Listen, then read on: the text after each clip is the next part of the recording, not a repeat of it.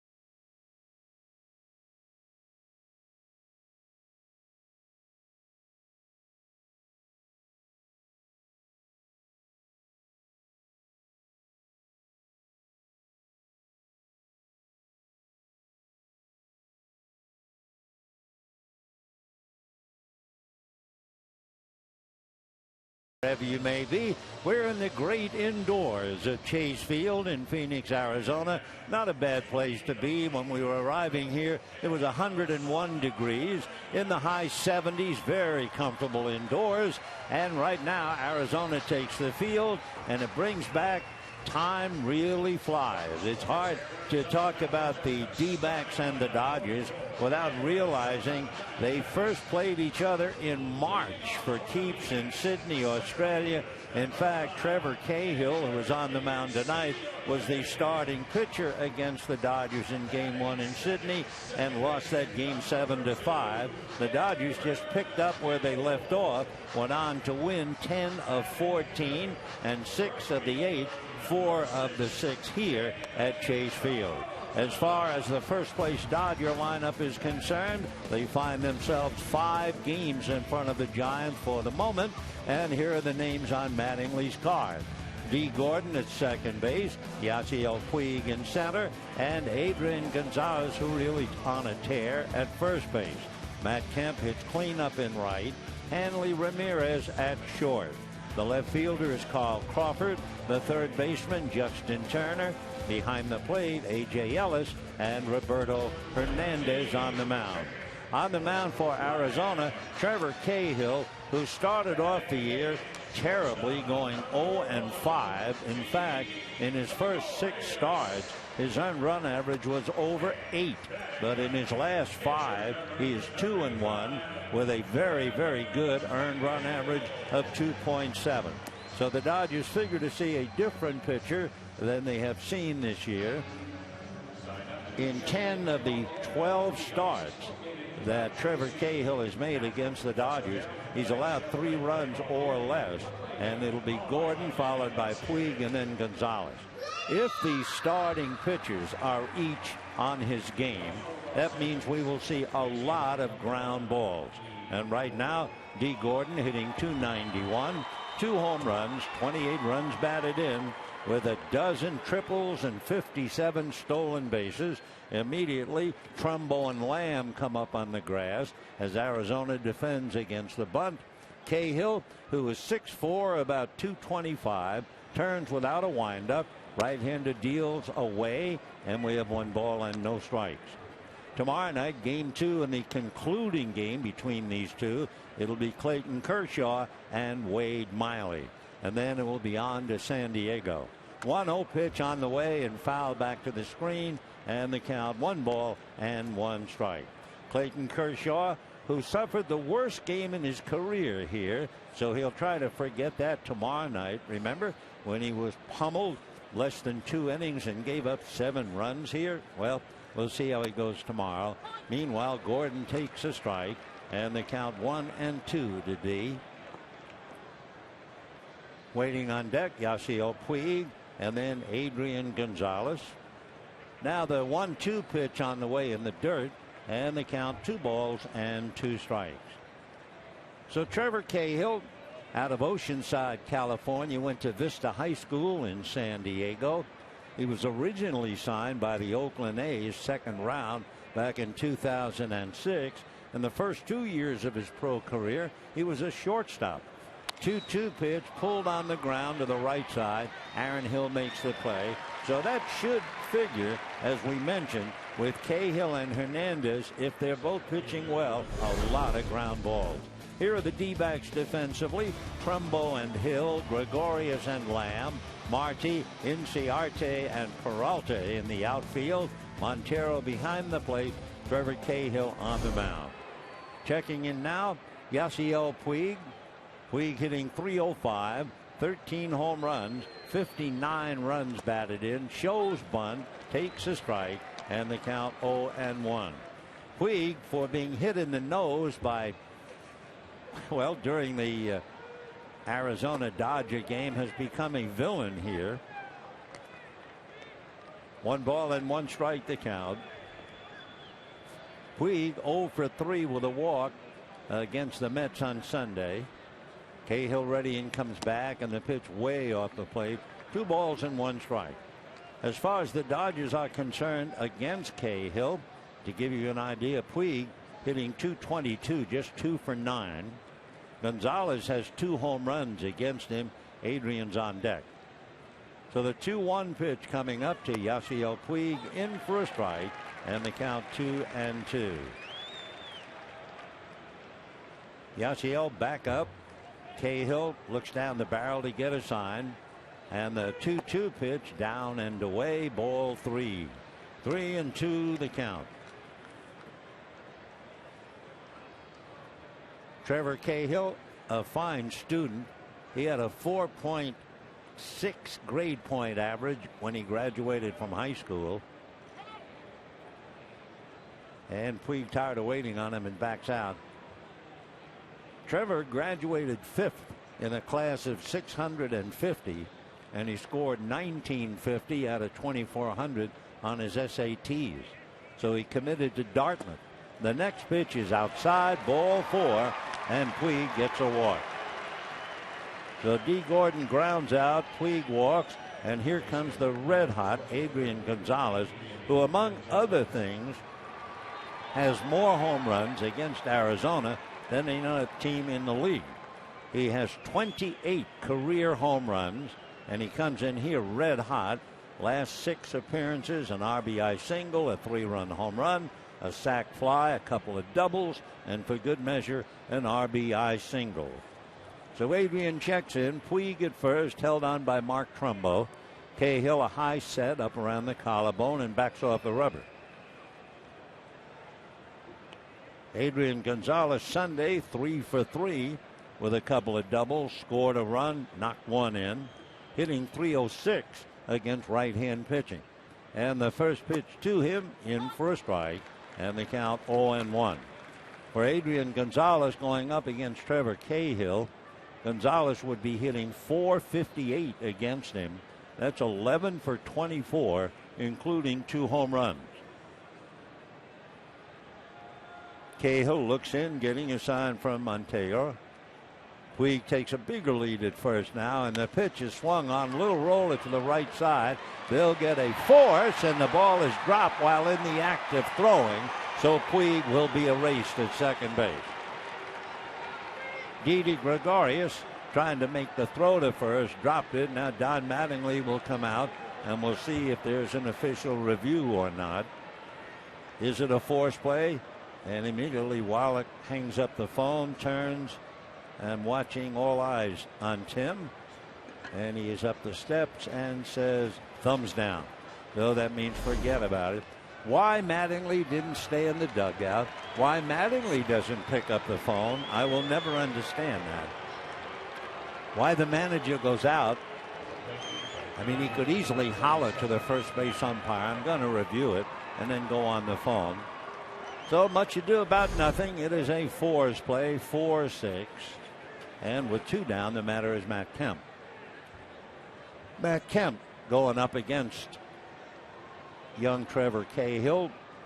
Matt's hitting .250. He does have a home run against him in the past. And the first pitch to Kemp inside at the thighs. Ball 1. 1-0 the count.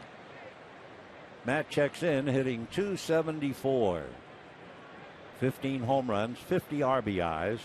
2 down, Gonzalez at first.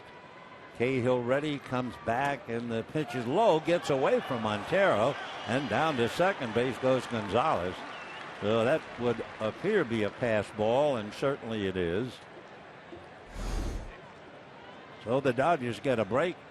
Backhanded effort, which is not the way to handle that pitch, but even an experienced veteran catcher like Montero gets a little careless. And let's see if that costs them a run or not. Gonzalez certainly couldn't go from first. We'll see if he can go from second if Kemp comes up with a base hit. The outfield playing Matt deep.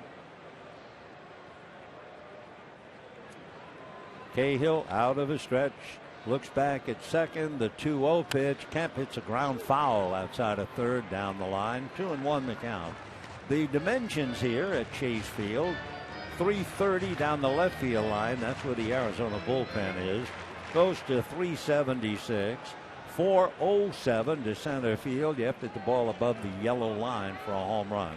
376 in right center. The deepest part is 413 out by the pool, and 335 down the right field line. 2-1 pitch on the way. Matt whacks it to left field. Never mind the dimensions. It is gone. And the Dodgers jump out 2-0. So Matt Kemp hits one of those no doubt about it home runs. And the Dodgers are on the board immediately. A walk, a force play, and of course that's the big difference. If they had turned the double play on Gonzalez, it's a 1-2-3 inning.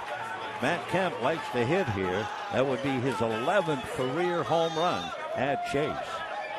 So the Dodgers have Matt put them on the board with a 2-run home run. And again, the key play at second, what looked like a double play. Gregorius dropping the ball while in the act of throwing, and it's promptly cashed in. So it's a huge play. Kemp back into the dugout. 2-0 Dodgers in the first inning, and Hanley Ramirez at the plate. Cahill ready. First pitch is lifted to right field, but it's playable. David Peralta jogging in. He was playing deep and makes the catch. So what a huge play that was on the throw and dropping the ball, and it meant 2 runs, and Matt Kemp made sure by banging one into the left field seat. So at the end of half an inning, on a walk, a big force play, and the home run, Dodgers lead 2-0.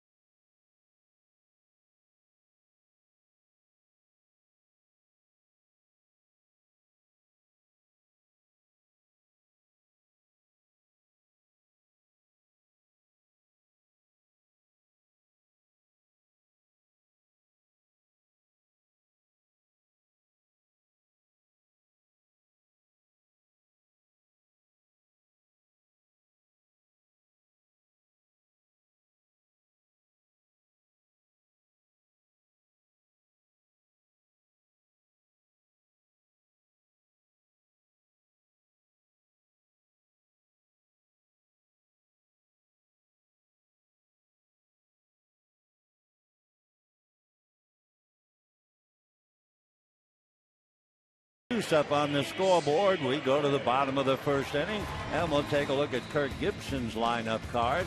And it'll be Ender Inciarte in center field, Aaron Hill at second base, David Peralta in right, Mark Trumbo at first base, Miguel Montero behind the plate, Alfredo Marte in left field, Jake Lamb at third, Didi Gregorius the shortstop, and Trevor Cahill on the mound.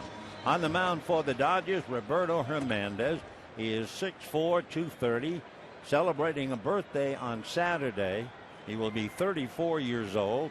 He has pitched in 200 games in his career. He's from Santo Domingo in the Dominican Republic, and you may or may not know the story. When he first came up to Cleveland, he came up under the name Fausto Carmona.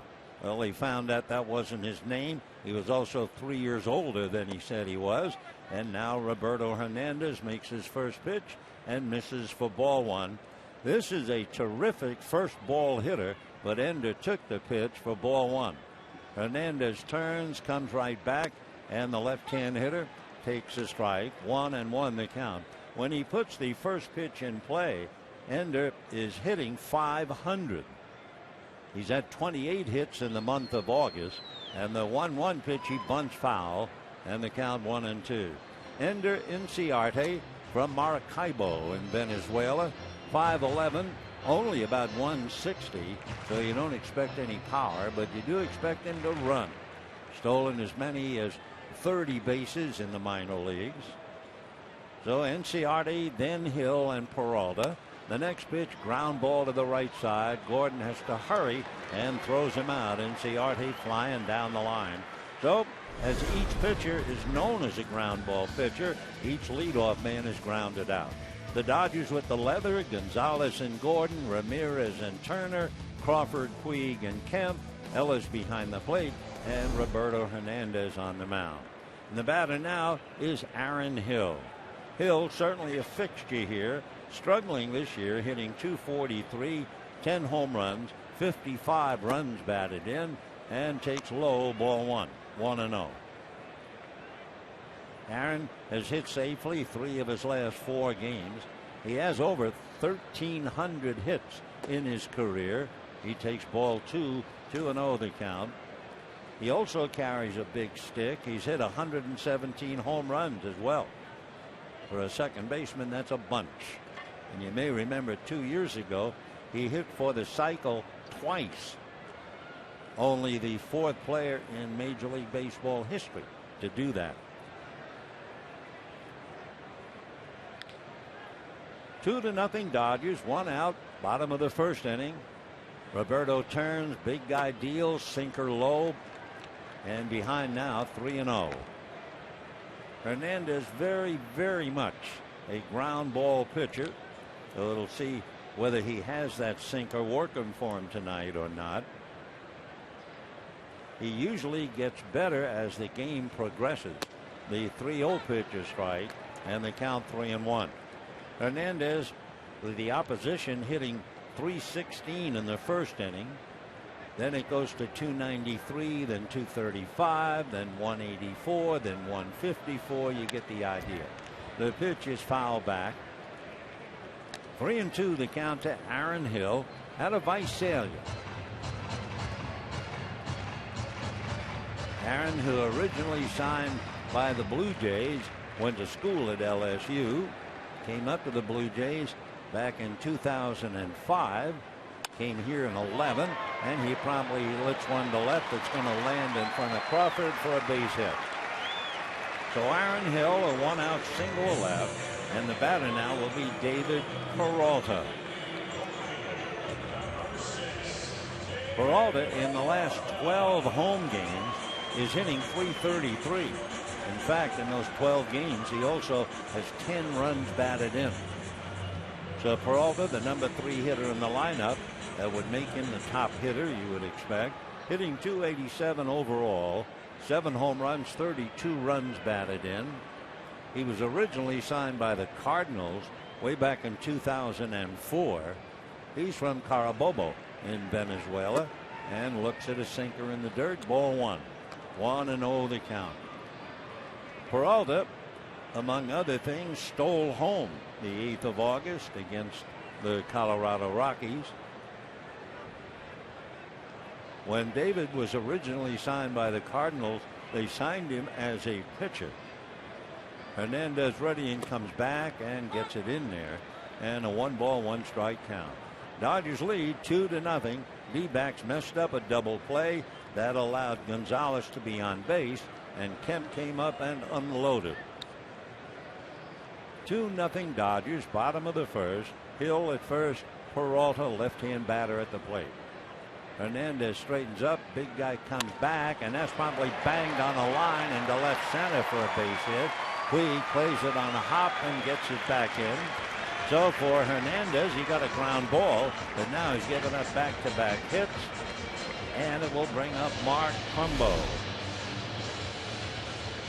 So Peralta just slaps one on the line for a base hit.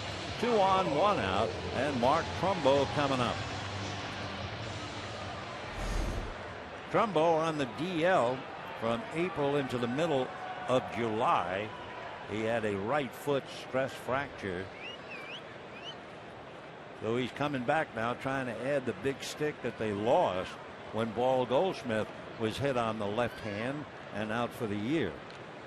Trumbo waiting. Mark has a look, the strike, and the count 0-1. The D-backs have been struggling, and I don't think it's a coincidence. It's more than that. Paul Goldschmidt was hit on the hand August 1st.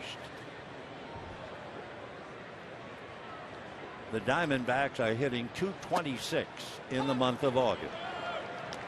And the next pitch is strike to Trumbo, and the count 0 balls and 2 strikes. So Kirk Gibson minus Trumbo for a good part of the year, and now for the rest of the year without Paul Goldschmidt. Goldschmidt receiving the Heart and Hustle Award before the game got underway. 2 on, 1 out, 2-0 Dodgers, but the D-backs, who have beaten the Dodgers 3 of the last 5, despite the fact overall the Dodgers have won 10 of 14. Hill at second, Peralta at first. Trumbo has a look at a pitch off the plate, and the count 1-2. A.J. Ellis working with Hernandez, 1-1 since he came over, including his work with the Phillies. 2-1 against Arizona. 7-9 all told when he was pitching for Philadelphia. So the one-time big winner for Cleveland. He won 19 games for the Indians. Comes back low and away, and they count 2 balls and 2 strikes. Back in 2007, with Montero on deck, Hernandez was 19-8. He won 13 games for the Indians in 2010, but he never reached the prominent level of a 19-game winner. Didn't really come close. 2 balls and 2 strikes. The count to Mark Trumbo with 1 out. The pitch is fouled at the plate, and the count stays 2-2. Trumbo has done better off late. He had been on the DL. When he came off the DL for about 2 weeks, he hit about 157. Since the end of July through August, he's hit .305. Half a dozen extra base hits and 14 runs batted in. So Mark, power hitter waiting, and the 2-2 pitch on the way. Grounded foul behind the plate. Of course, with Trumbo, you look for the long ball, and he's had some big years. 36 home runs, 29, 32, 34, all with the Angels. He had one stretch. He had 30 doubles, 30 home runs, and 100 RBIs. There aren't very many who can do that. A teammate, Paul Goldschmidt, did it.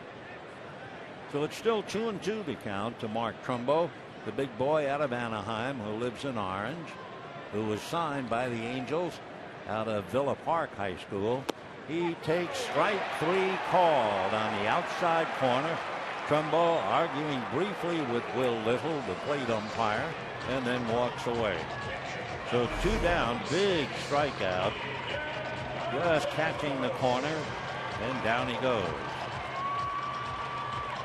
Now a very hot hitter and a solid man, Miguel Montero, coming back after a bad year last year. He didn't make any excuses, but he had a bad back. But he's healthy this year, hitting .261, 13 home runs, 67 RBIs. He has 34 extra base hits. So Montero checking in. Miggy, as they call him, 21 doubles to go with the home runs, and takes low, ball one. 1 ball and no strike. Montero, one of the hard-working catchers since 2009. He's caught over 5,000 innings. The workhorse, who is slowly ready to come off the DL, Yadier Molina, with over 5,800 innings caught, and he'll rejuvenate the Cardinals. 1-0 pitch on the way. Montero takes down and away. 1 ball and 1 strike. He's from Caracas, Venezuela, so a lot of people from Venezuela in that lineup. Signed by the D-backs in 2001. So it's Venezuela against the Dominican Republic. 2 on, 2 out, 2-0 Dodgers first inning. Roberto's pitch is swung on and missed. A big rip and a 2-1 count. In fact, the scoreboard should be 1-2. So they're going to have to turn that around.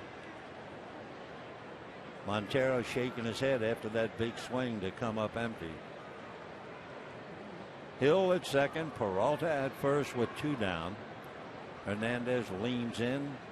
Wade on his left knee, now straightens up and then straddles the rubber.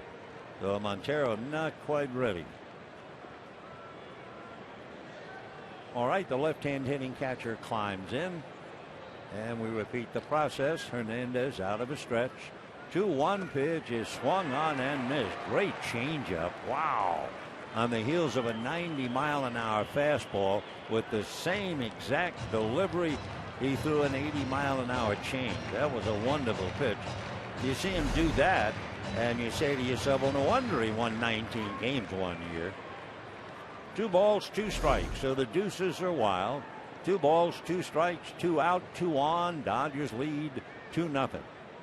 Hernandez out of a stretch. Here he comes, and it's swung on and whacked into right field, but Kemp on the move picks it off. So Montero hits it hard towards right center. Matt Kemp got a good jump on the ball. The D-backs lead 2. And at the end of an inning, it's Matt Kemp 2 and Arizona nothing.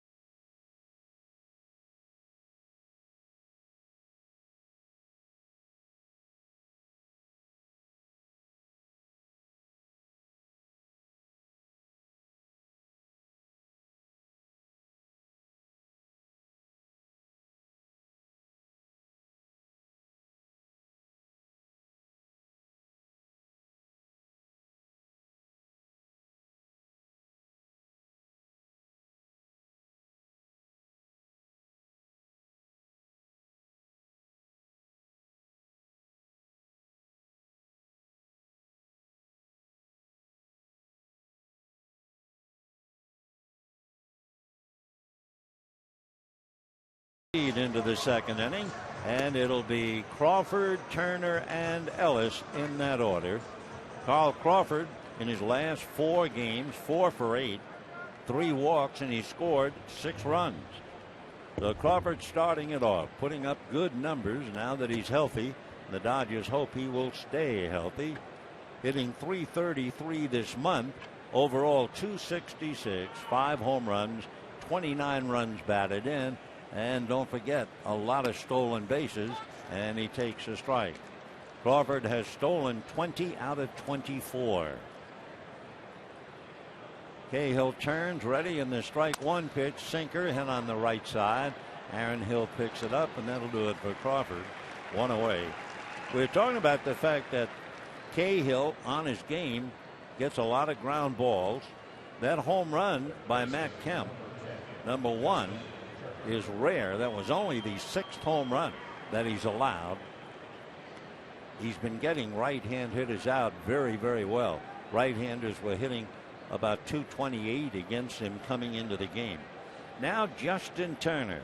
A nice feature on Justin in the Times today, and certainly well deserved. Turner has been a remarkable contributor, and he takes a pitch low, ball 1, 1-0. Justin Turner, among other things, with 2 strikes, is hitting .409. 2 strikes. Here's the 1-0 pitch on the way. Justin hits it foul down the right field line. Well out of play. So over the last 2.5 months, when you think about what the league hits with 200 on a 2-strike count, and he leads the pack over 400, that's pretty amazing. Overall batting average .313. Cahill ready in the 1-1 pitch. Turner looks at a pitch in the dirt. 2 balls and 1 strike. So outside of the ball hit by Kemp for the home run and the fly ball by Ramirez, as you would expect, everything on the ground. 2 runs, 1 hit for the Dodgers. No runs, 2 hits for the D-backs. Big bouncer foul. Well, we'll put it to the test now. Turner up there, 2 balls and 2 strikes.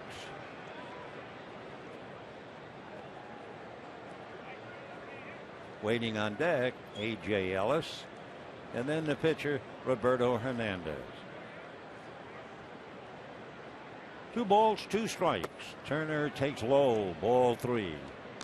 Dodgers have won 9 of the last 12 that they've played on the road. One good reason is the ball club is hitting on the road, an overall batting average of .266. Turner chases a sinker and strikes out. So even Homer nods. 2 down. And here comes A.J. Ellis. A.J. struggling with the bat, but as usual doing a great job handling the staff, and he's had good success against Cahill, batting over .300 against the Arizona right-hander. So Cahill, who has done a great job getting ground balls, turning around what was a very bad start, and misses ball 1. He's getting right-handers out far better than he did. Of course, there are still things where he is struggling. Left-hand hitters are hitting him very hard. The middle of the lineup has punished him as well. Pitch in for a strike, and the count 1-1. Hitters do very well against Cahill if they swing at the first pitch. 1 ball and 1 strike. Ellis has a look. That's off the plate. This is another count that gives him a bad time. The hitters 2-1 and 3-1. They hit .486 on 2-1 counts. And here's the 2-1 pitch. Check swing for a strike, and they count 2-2. And another thing about Cahill, and we'll see if he lives up to the ups and downs, his ERA in the first 3 innings is over 6, and he's given up 2 runs in the first inning tonight. 2-2 pitch, off speed, rolls slowly to third. Jake Lamb picks it up and throws him out. So Ellis grounds out. Dodgers go quietly, and at the end of an inning and a half, Dodgers 2, Arizona 0.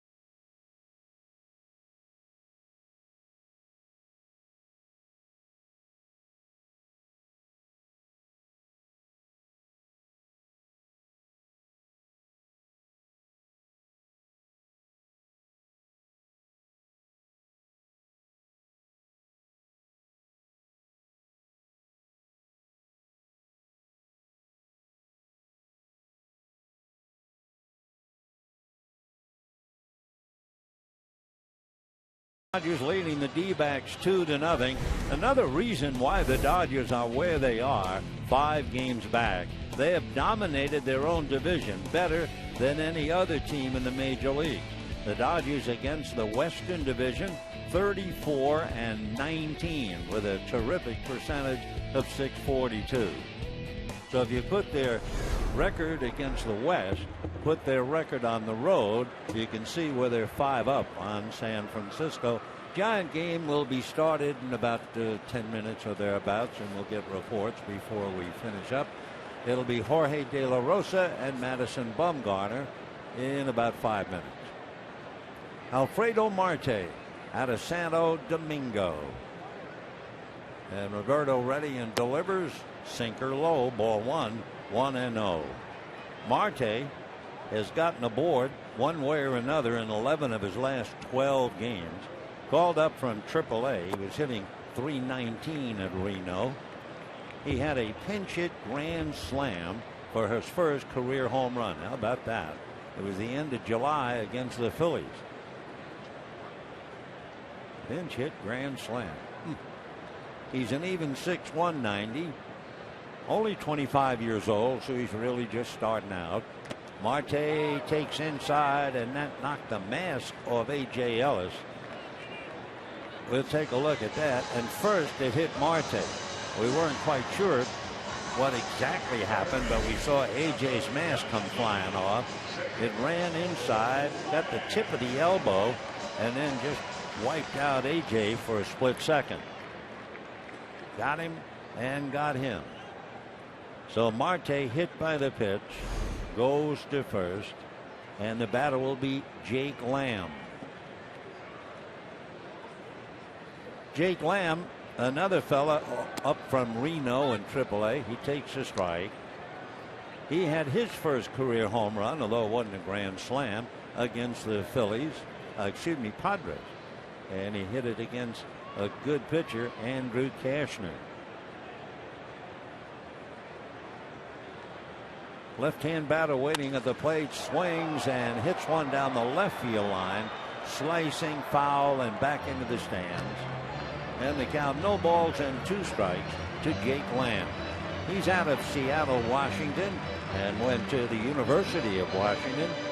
24 years old, the 9th of October. Well put together with Gregorius on deck. Lamb is 6'3" and 200 pounds. Roberto delivers a good sinker, a check swing for a strike, and Lamb is sheared.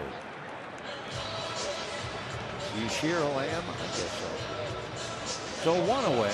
Marte holding. Check swing on a sinker, and he could not keep the bat back, so Will Little called him on it. So Hernandez picks up his second strikeout. And with 1 out, Didi Gregorius. And of course, Gregorius, a vital part of the first inning. When he dropped the ball while in the act of throwing, it would have been a double play otherwise on Gonzalez. Instead, it was only a force, and then Matt Kemp came up and hit a 2-run home run. And that's it. Gregorius waiting at the plate, 1 ball and no strikes. Didi's from Amsterdam in the Netherlands. That's the capital, the Dutch capital. Then he moved to Curaçao, the home of Kenley Jansen. Gregorius, 6'1", 185, 24 years old, originally signed by the Reds, and was a very good basketball player and a fine swimmer. His dad was a ball player. He was a pitcher in the Dutch amateur and professional ranks.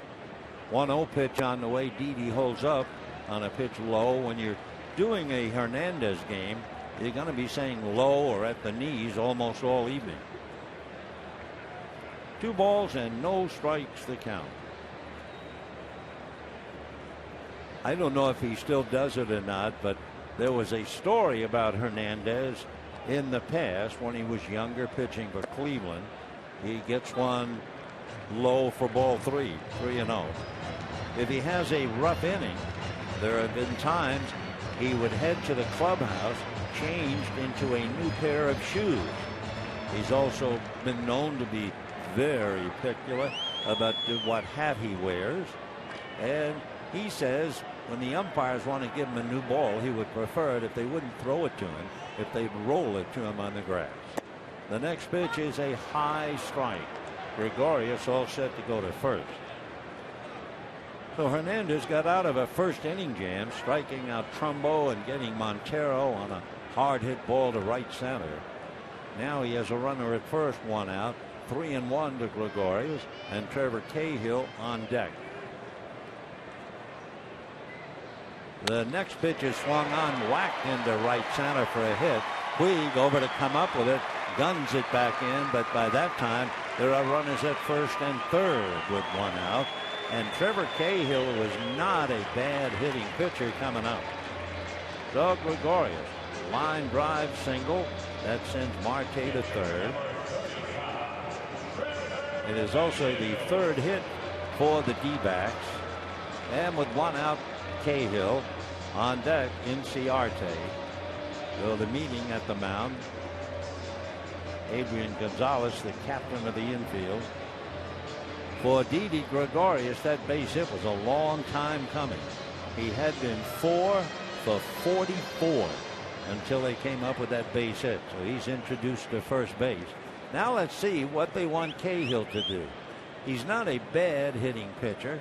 Has a couple of hits. He makes contact. Probably they would have him bunt, stay out of the double play, have the tying runs in scoring position for Inciarte. Sure enough, he's around to bunt and takes ball 1. 1-0. So on that particular pitch, Turner was not coming. It was up to Gonzalez or Hernandez. In checking Cahill, he has 1 sacrifice. Hernandez ready. He's around to bunt again. This time he takes low and away. So Hernandez now 2-0, and Kirk Gibson perhaps changing his signs. Coming down from third is Gene Sherlock. 2-0. That's been the count on 4 of the first 9 hitters. So Hernandez is pitching backwards and asking for trouble. First and third, 1 out. Dodgers lead 2-0. 2-0 pitch. The bunt is a chopper to first. Up with it is Gonzalez. The out at first, down to second goes Gregorius. So that kind of figures. Kirk Gibson staying out of the double play. Cahill sacrifices Gregorius to second. So tying runs at second and third, and Inciarte coming up. And again, we remind you, Inciarte has been an extremely successful first ball hitter. So let's see what happens on the first pitch tonight. Young man from Maracaibo. Little power, but a lot of speed. Dodgers have Turner in on the grass. He does have 5 bunt singles, so they have to defend. And the first pitch swung on, base hit into left field. 1 run scores. Crawford's throw is wide of the plate. Down to second goes Inciarte, and just like that, we have a 2-2 tie. So we told you he's a first ball hitter, no doubt about it. He wasn't going to hang around, and he bangs one into left field. So both Marte scores from third, Gregorius scores from second. Inciarte moves into second base on the throw to the plate. I was a little surprised that Crawford will go to the plate. He doesn't have a strong arm, and it wasn't close. Had he gone at least to second base, he would have kept the tiebreaker back at first, but Crawford thought he had a play, but he didn't. So the batter now, Aaron Hill, and he takes ball 1. So you just can't pitch behind all night, and that's what Hernandez is doing. It's either 1 ball and no strikes or 2 balls and no strikes. Hernandez, just to complicate matters, also hit his 8th batter this year when he hit Marte opening up the inning. 1-0 pitch is a looper, caught at shortstop by Ramirez. That was headed to drop into center field. Hanley saved the moment and the run. So Hanley makes a good play, a little soft looper, and he goes to his left, reaches up over his head, picks it off, but the D-backs get 2, and at the end of 2, a 2-2 tie.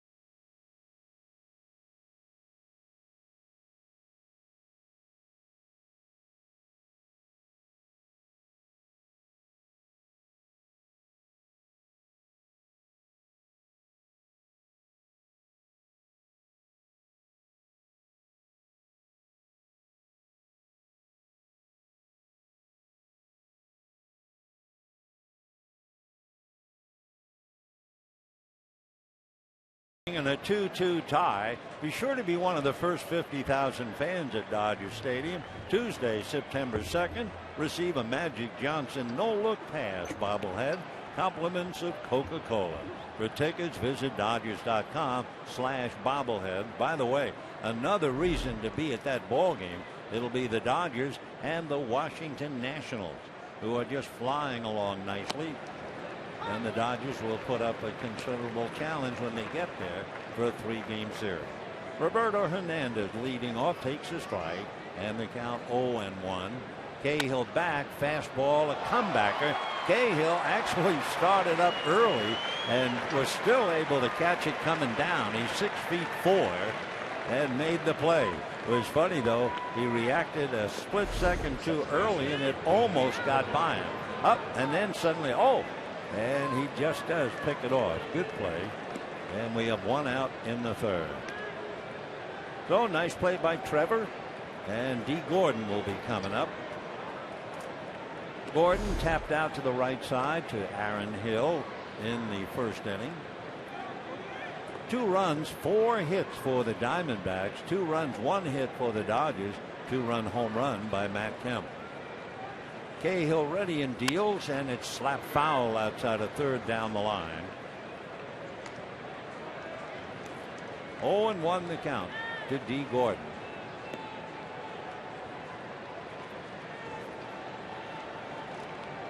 Gordon with Yasiel Puig on deck. Strike 1 pitch coming up. D swings, pulls it wide to first, backhanded by Trumbo. Underhands to Cahill just in time. Gordon really hustling down the line. Bang, bang play at first base. So 2 out in the 3rd inning. Outside of the home run by Kemp and the fly ball by Ramirez, Dodgers are killing worms here. 1 ground ball after another. Gordon just missing by 1 step. Cahill beating with the right foot before D's left foot. And with 2 out, Yasiel Puig, who walked in the 1st inning. 2-2, top of the 3rd. Cahill ready, right-hander works it down and away. 1 ball and no strikes. Bottom of the 1st inning in San Francisco. The Giants are up, no score in the ball game. So they're just underway. Puig hitting .305. Now the 1-0 pitch on the way, swung on and missed. 1 ball and 1 strike. Yasiel struggling a wee bit, as it happens to all of them over the course of a long year.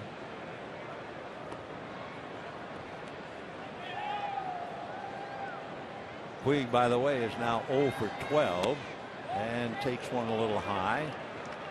You don't see Cahill work too high. Puig in August hitting .238. Great May and a great July. Struggled in March and June. Holds up on a low strike. Yasiel doesn't say anything, just backs out. Puig coming off an 0 for 3 on Sunday. 2 balls, 2 strikes. Cahill delivers, swung on and missed, and down he goes. So Puig strikes out. The Dodgers go 1-2-3, and at the end of 2.5 innings, a 2-2 tie.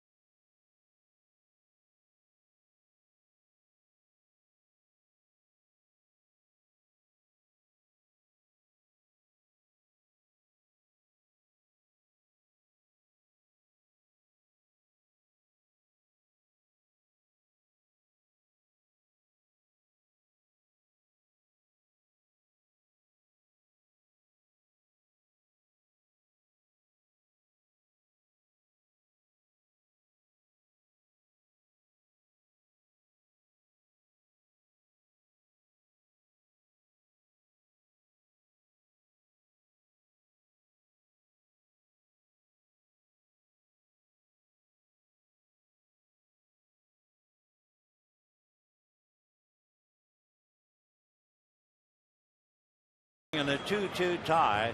You know, there's an interesting thing about Arizona. They are 3 games under 500 inside the Western Division, and yet they are scoring almost 5 runs a game against the West, 3 runs a game against all the other divisions. Well, they bounce right back to tie up the game in the second, and Gibby now has Peralta, Trumbo, and Montero at the plate. The 1-0 pitch on the way outside. So again, for the umpteenth time, 2 balls and no strikes. The first guy who would acknowledge the fact that is not the way to pitch in the big leagues or in any game would be Roberto Hernandez. Here's the 2-0 pitch on the way, and he finds the zone. Peralta singled in the first inning. David, we mentioned, was signed by the Cardinals as a pitcher, left-hand batter, swings, bangs it into left center, and is finally fielded by Puig. So you keep pitching behind 2-0, 2-1, and the big league hitters are going to eat you alive. So Peralta, for the second time, a line drive single. Arizona has 5 hits. The Dodgers have 1 hit. Arizona needed a couple of hits and a hit batter to get their 2 runs. The Dodgers needed 1 swing of the bat by Matt Kemp. So now here comes Mark Trumbo, called out on strikes in the first inning. So Roberto has to take charge. He can't keep pitching behind. Big right-handed delivers, and a high fly ball into deep right center. Puig's going to catch it, however, and a long out, and back to first goes Peralta. In the neighborhood where Puig was, it's 413 to the wall, and he probably had a good 30 feet, but it was still hit a long way. So 1 out. And the batter now will be Miguel Montero. He hit the ball well to right center.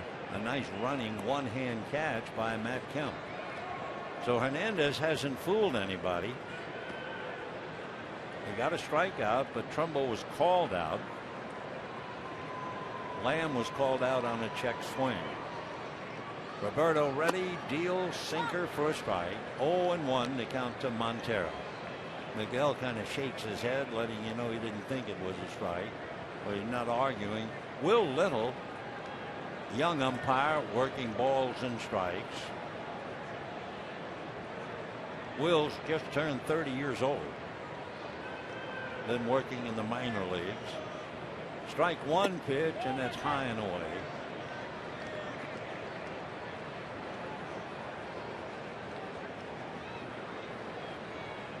Montero with Alfredo Marte hitting back of him. There are 5 left-hand hitters in the lineup against Roberto Hernandez. 1 ball and 1 strike to count. Hernandez deals, swung on, high fly ball, very playable. Puig comes in, waiting, and makes the catch. So for Hernandez, who is basically a ground ball pitcher, he gets 2 consecutive outs in the 3rd inning on fly balls to center, 1 very deep. So he's had 3 putouts on balls to the outfield. Alfredo Marte was hit by a pitch in the 2nd inning. The pitch that hit him on the point of the elbow took the mask right off A.J. Ellis.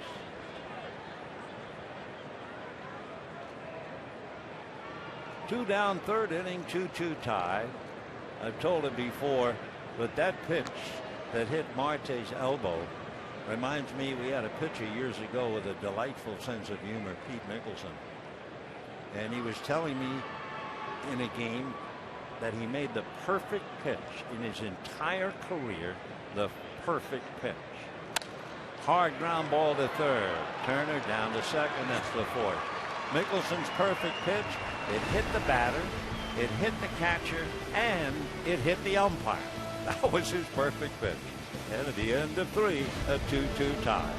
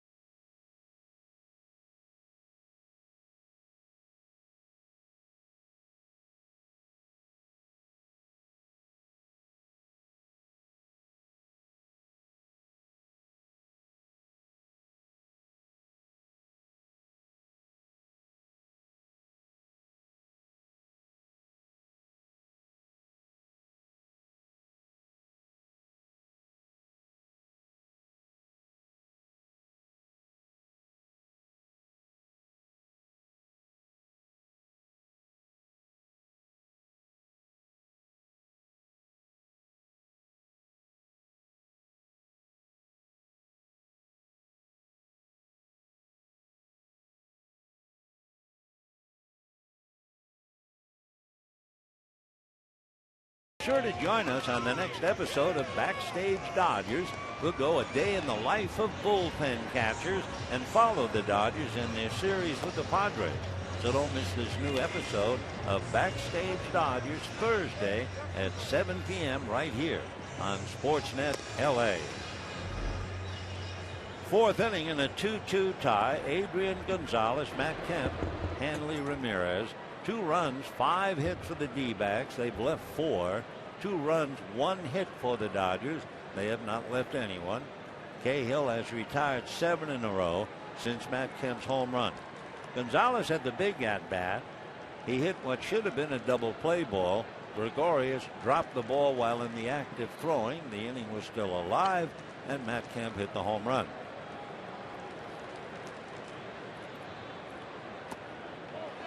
Check. They look at third. No swing, says Phil Cuzzy. 1 ball and no strikes. Adrian with 28 home runs in his career against the D-backs. Off the plate, ball 2, 2-0 the count.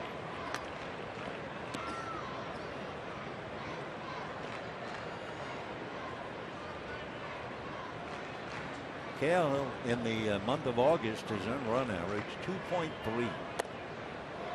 Missing down, same as Hernandez. When you make your living on ground balls, you're not going to miss up if you can help it. 3-0 in there. 3-1. Dodgers 2 games above 500 at home. 14 games above 500 on the road. Check swing. Did he? No, he didn't. That's ball 4. So Gonzalez checks his swing, and Matt Kemp will be coming up. Kemp didn't hang around very long when he walked up to the plate. Gonzalez had just hit into the fourth play, and the pitch to Matt, and voila, no doubt about it. Back in about 6 rows in left field.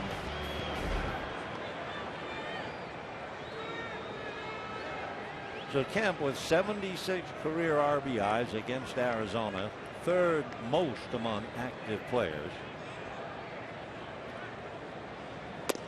Looks at a strike, 0-1. That was at the knees. The ball that Matt hit was a little up. Cahill, however, has only allowed 6 home runs. Gonzalez at first, nobody out. 2-2, 4th inning. 1-1.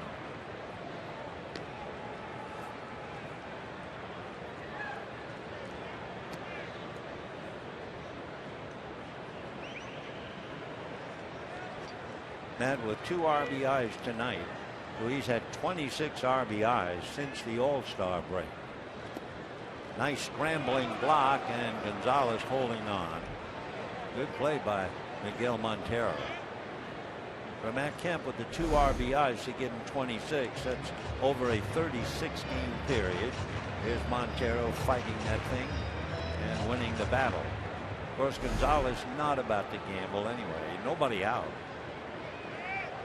On deck, Hanley Ramirez.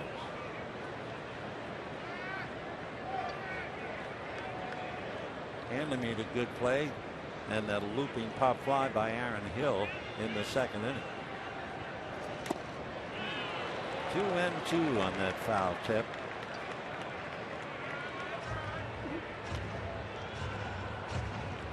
Trevor Cahill was a shortstop. Pitched only 19 innings before 2008. So that meant 06, 07, and most of 08. He was a shortstop. Couldn't hit, but they loved his arm. In the dirt again. Cahill with the A's back in 2010. He was an 18-game winner. 13 games with the Diamondbacks in 2012. We told you he qualified to go to Dartmouth, but he decided to be a pro ball player. 3-2, nobody out. Gonzalez will not be gone, and ball 4. So the Dodgers have something to build on now. Back-to-back walks here in the 4th inning. In looking at Trevor Cahill, he has walked 39 and he has struck out 75. And if you bring it up to date, he's now struck out 77 and he has walked 3. So he's struggling a little bit with his control. Hanley Ramirez flied to right field. Hanley is 0 for 1. And a little meeting at the mound. Cahill basically fastball, curveball, slider, and a changeup. He throws that two-seam at the left-handers. Mike Harkey talking to him. Cahill, among other things, the A's minor league pitcher of the year. He repeated that in 07 and 8. He was a team member of USA in the Beijing Olympics. I don't know who gave him the nickname, but somebody called him Pterodactyl, or Dactyl for short. He also was tested for food allergies, and he's convinced to avoid gluten and dairy products. And that's a little thumbnail sketch of Trevor Cahill. All right, 2 on, nobody out. Ramirez, Crawford, and Turner coming up. Hard foul outside of third down the line. 0-1. Hanley hitting .273.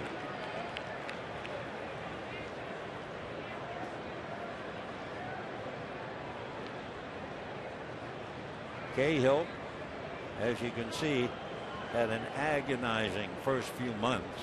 He's done very well. 2 games really sharp in August. 1 ball and 1 strike.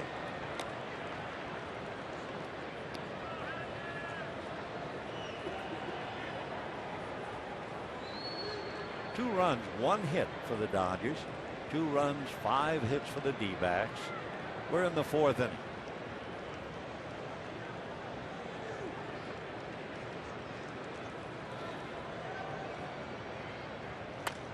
Little foul ball along third. 1-2 the count to Hanley Ramirez. Ramirez trying to sharpen up. Went 0 for 4 in his return game on Sunday.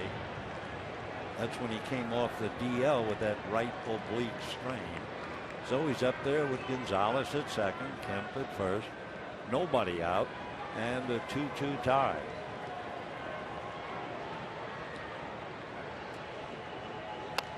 And another foul ball. For Hanley against right-hand pitching, he has 8 of his 12 home runs, hitting .268, hitting .295 against left-handers with 4 home runs. He's getting close. 10 home runs shy of 200 in his career. And he's 5 doubles away from 300 doubles. 1 ball and 2 strikes. And strike 3 called. Hanley doesn't say anything, just slowly walks away. So 1 down. For Cahill, that would be his 3rd strikeout. So 3 strikeouts and 3 walks. He got the edge of the corner. And we have 1 out. Now Carl Crawford grounded out in the 2nd inning. Pulls it foul, almost took the heels off Davey Lopes. No balls and 1 strike.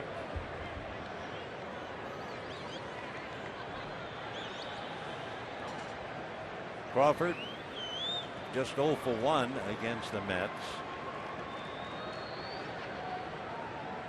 Grounded out leading off the 2nd inning. Last 12 games going back to the 10th of August, Crawford is hitting .459, so he really had a hot stick. We'll see now 0-1, 0-2.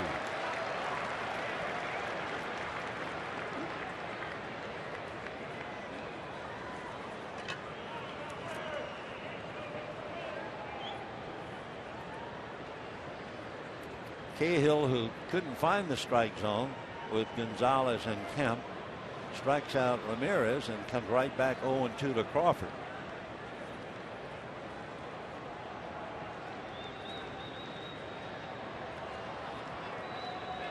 No balls and 2 strikes. In the dirt. Cahill, when we saw him in the middle of April, was a bit wild. He walked 5 and that's the only time he's walked that many. He's walked 4 several times and 3 so far tonight.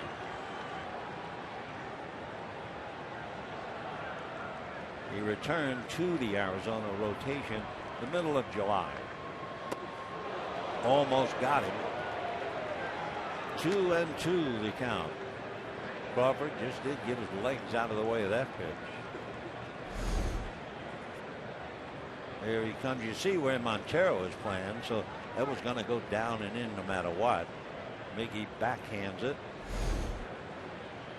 2 balls, 2 strikes, 1 out, 2 on.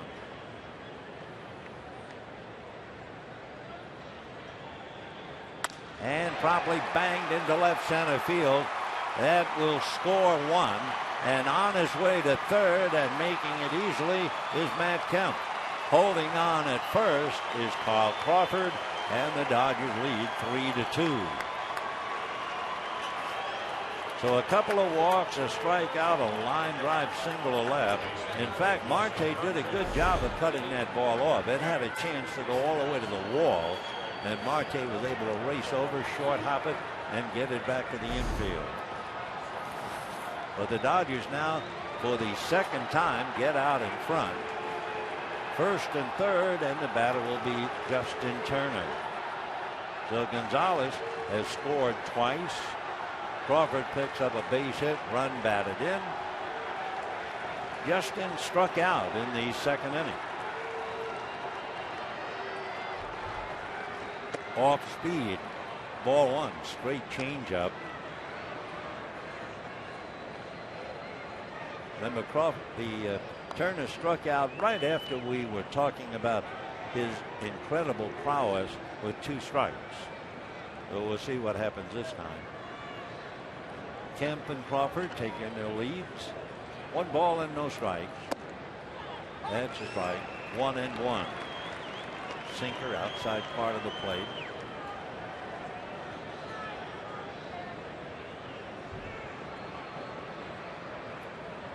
You know how the hitters have their own music?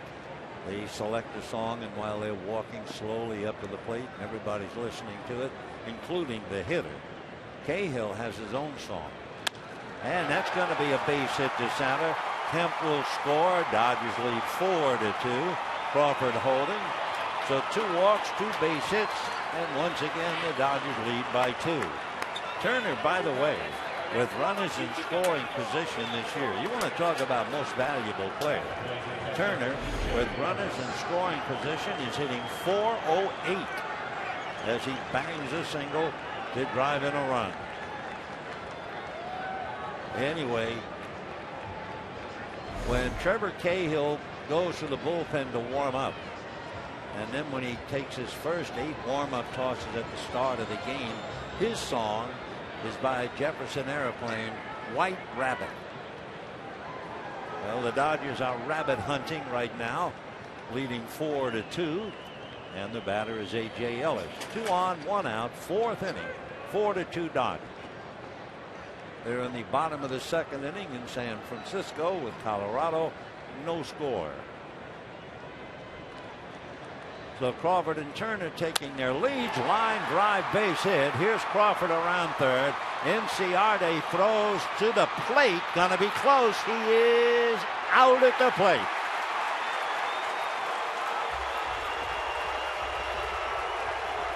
Fine play by Ender Inciarte, the center fielder, to help Trevor Cahill.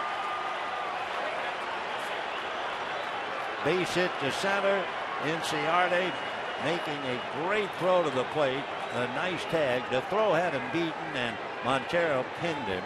Dodgers might argue the call, as the plate umpire Will Little is listening. Oh yes, thumbs up, 2 thumbs up, says Tim Wallach. So they're going to have to look with an official review. So hold everything. By the way, if indeed Crawford is going to be out at the plate, and first look, it certainly looked like the throw had him beaten. We'll take a look now. Crawford reaching. Looks like he's got a tag on the shoulder. He's out. However, it's interesting. Tim Wallach gave both thumbs up as if they, oh, it's a bad call. But boy, it sure doesn't look like a bad call at all. Looked like a good call as Will Little pointed to his shoulder. So I'll be surprised if the Dodgers win this one.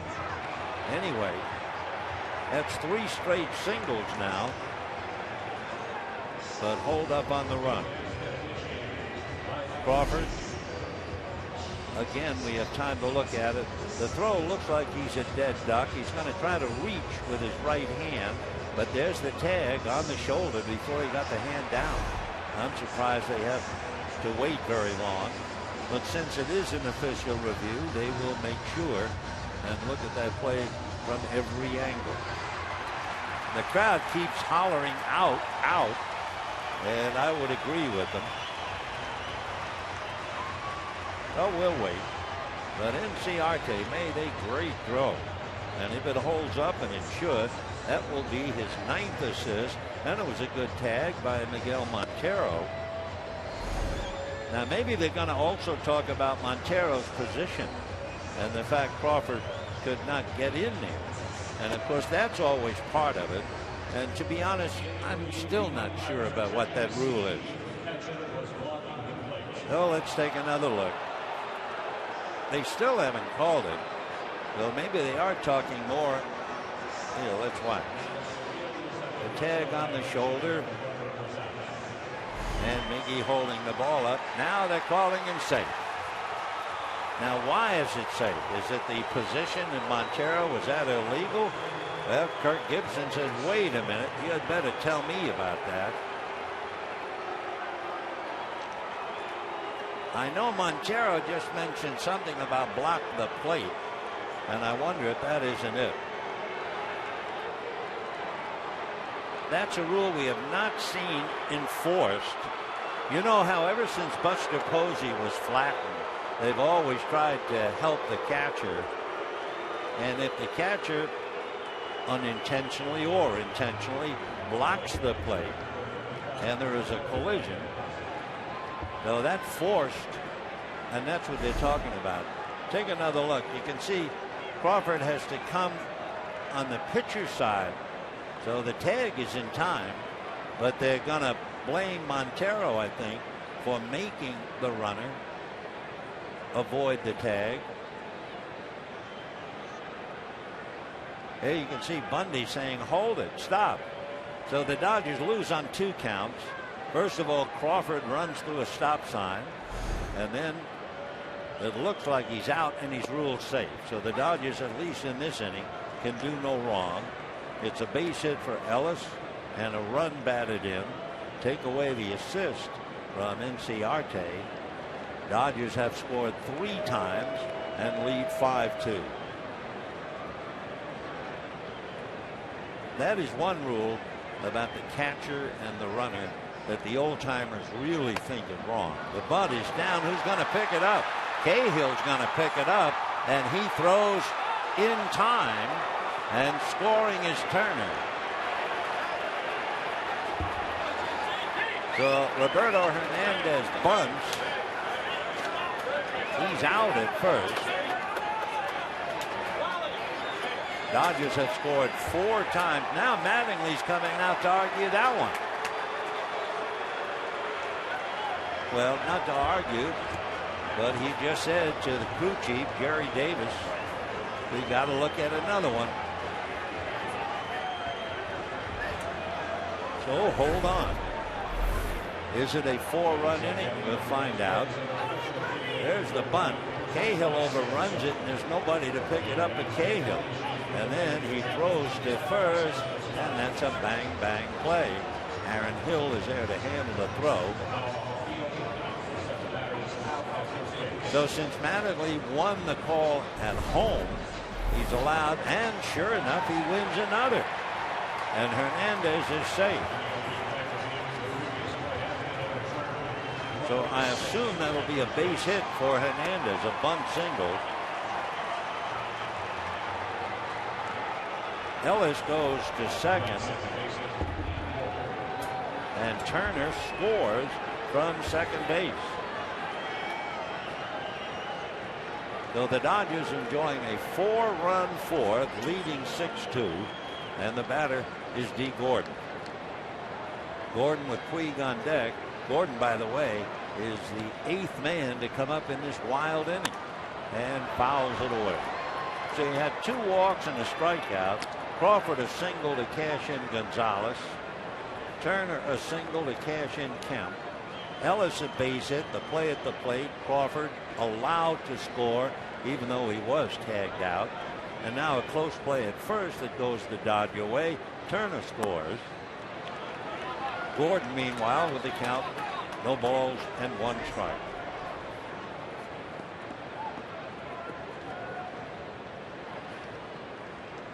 For Trevor Cahill, he is ready to make his 30th pitch in the inning.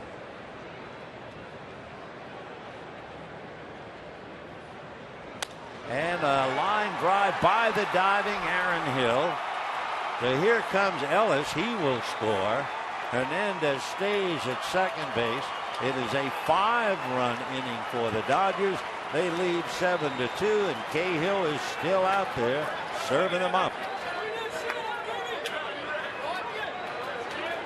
So Gordon a base hit and a run batted in. And here comes Kirk Gibson. So we will see. You talk about allowing a pitcher to work his way out of the jam. 5 runs went down the drain. Cahill's done.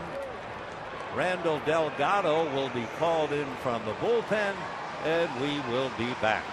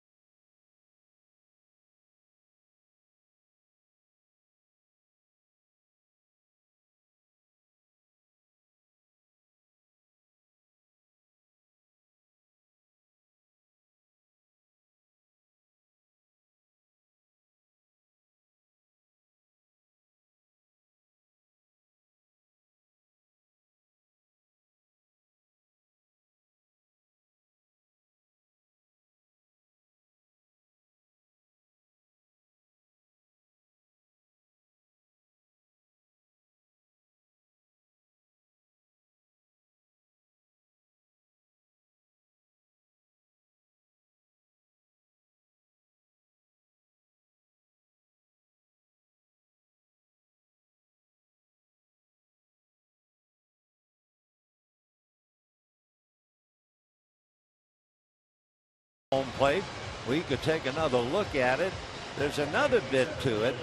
It looks, when you first see it, look for the ball. There's the ball. Now, is it in Montero's glove? Is it in his hand?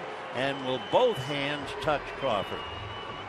Because now when Montero rolls over, you see the ball is in his right hand and he holds it up.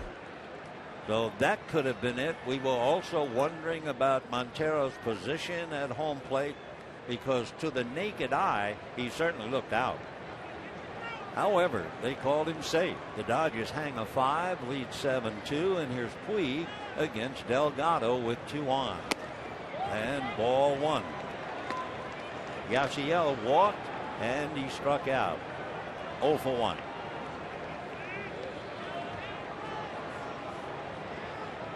I mean, if you're trying to call the runner safe because he tagged him with his mitt and the ball is in his hand, and you assume the ball and hand is in his glove, and as Montero did, rolled over and held the ball in the air, saying, I held on to it, and then they reversed it and called him safe. So that was a very rare play. Cahill, of course, visibly upset. 5 straight hits against Trevor Cahill, plus 2 walks, and they're still going into the rule book to talk about the play at the plate. That's a strike. Take another look at Will Little. The ball should bare hand. And Montero talking. Of course the ball would be in your hand. If you're going to have a tag play and you're the catcher, you wouldn't dare just have the ball in your mitt. No way. So it's a wonderful game, isn't it? 2-2 the count to Miguel Montero as he tries to settle down Delgado, and Puig waiting. 7 runs, 6 hits for the Dodgers, and they have 2 men on base. Ellis and Hernandez, and now Hernandez and Gordon. 3-2, still only 1 out. That was a strikeout of Ramirez quite a while ago. 7 runs, 6 hits, no errors for the Dodgers, 2 runs, 5 hits for the D-backs.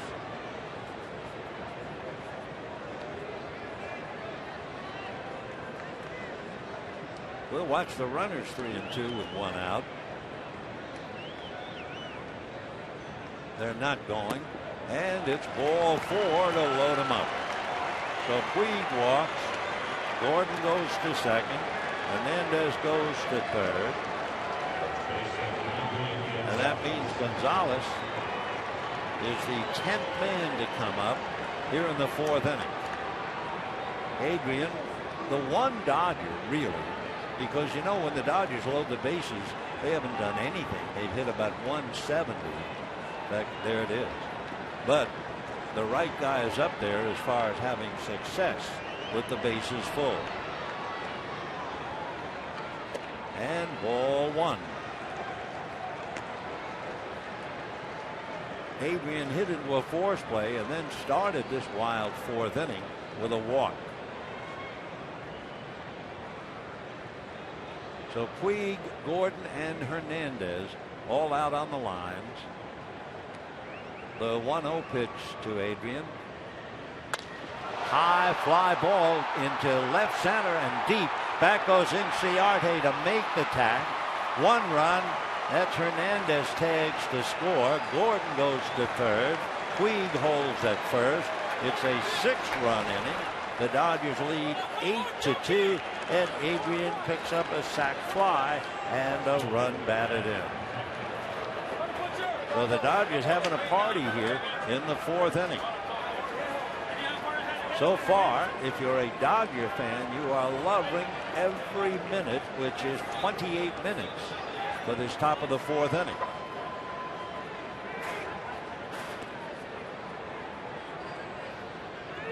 So now with runners at the corners, 1st and 3rd, Puig held as Gordon went to 3rd. And the batter is Matt Kemp. 8-2 Dodgers in the 4th inning.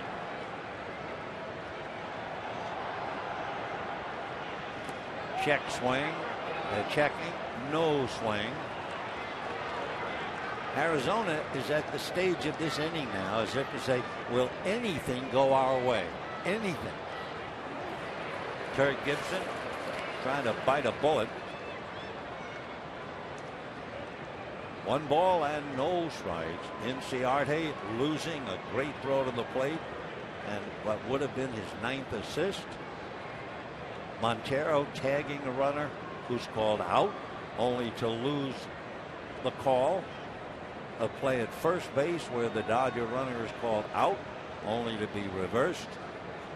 And the Dodgers have scored 6 times. 1-1 to Matt.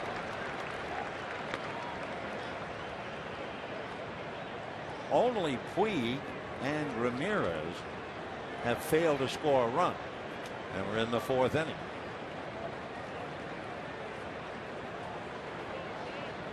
Gordon down the line from 3rd.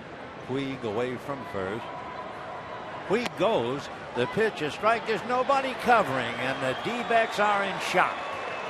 Neither Aaron Hill nor Gregorius broke to cover. I would have to guess with a right-hand hitter at the plate. That's Aaron Hill's play. He's supposed to break and cover. Whoa, what an inning. No one moves. Wow. That is really embarrassing on a major league level. Well, the Dodgers having a ball now.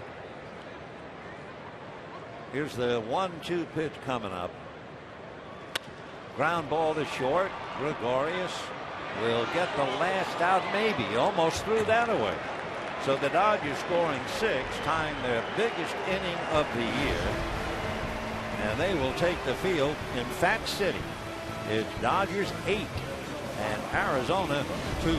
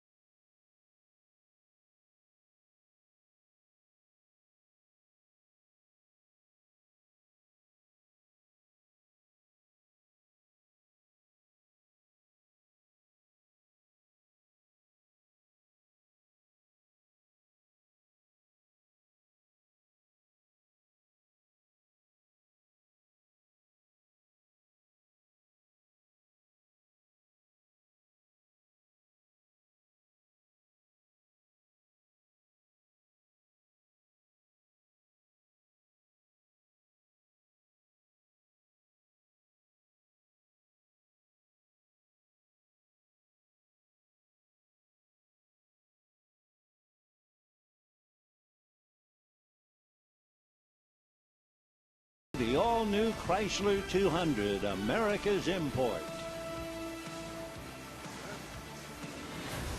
We're going to the bottom of the 4th inning, 8-2 Dodgers. The biggest play of the night, and they have finally all talked through it. And it turns out to be this, that the tag, which appeared to be so apparent, was missed by Miguel Montero. Why was the tag missed? Because Miggy tagged with an empty glove. The ball was in his hand. Watch now. There's the glove. Can't see where the ball is, but it wasn't in the glove. And that was the reason that Crawford was safe at the plate after being called out.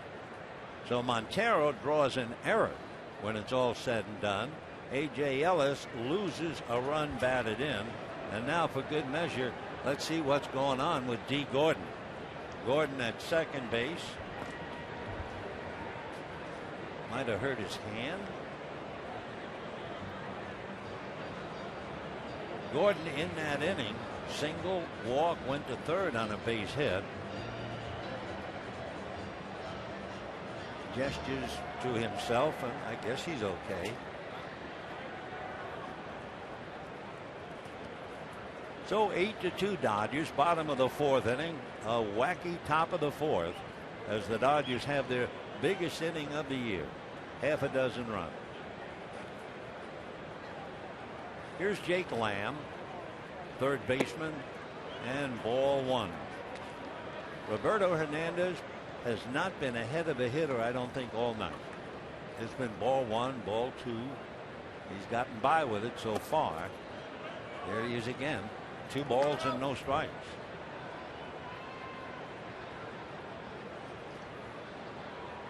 Eight runs, 6 hits for the Dodgers, 2 runs, 5 hits for the D-backs, and now ball 3. So he's no lock on this at all. 6 of the last 16 hitters, almost half. He's fallen behind 2-0, now 3-0. Right, 3-1. So Jake Lamb, 23-year-old out of Washington.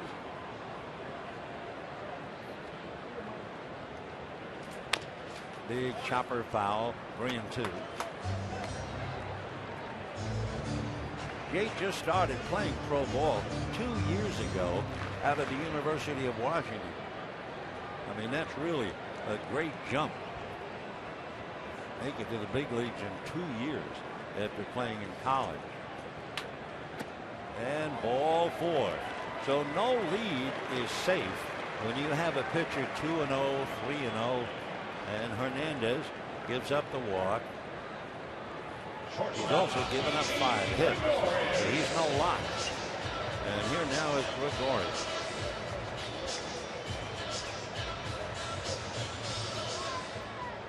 Interesting, too, that Hernandez gives up a walk. Dodger pitchers had gone 67 plate appearances without issuing a walk. In fact, during the Mets series, the entire 3 games, they only walked 2. So Hernandez trying to shake himself now and gets a strike on a hitter for the rare time. Clayton Kershaw, he'll be on the mound. That's Darwin Barney talking to him. Comebacker off the glove, deflected to Hernandez, who gives it to Gordon, who throws to first, not in time.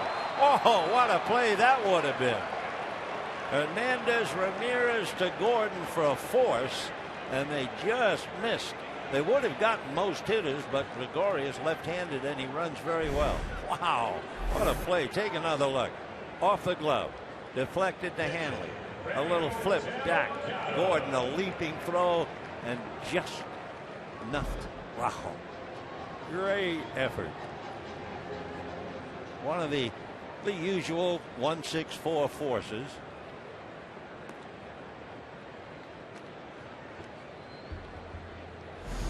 Take another look. That was really a classic.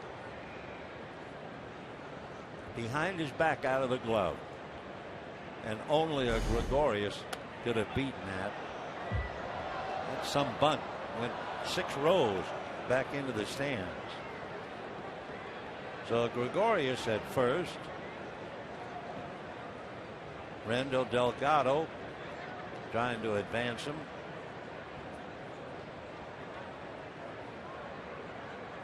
Eight to 2 Dodgers, 4th inning, so it's not an official game. Bunt foul, 0-2.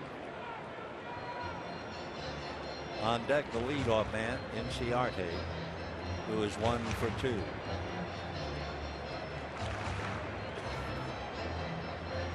Delgado is asked to bunt. He does not have a bunt this year in a hole 0-2. He's from Panama.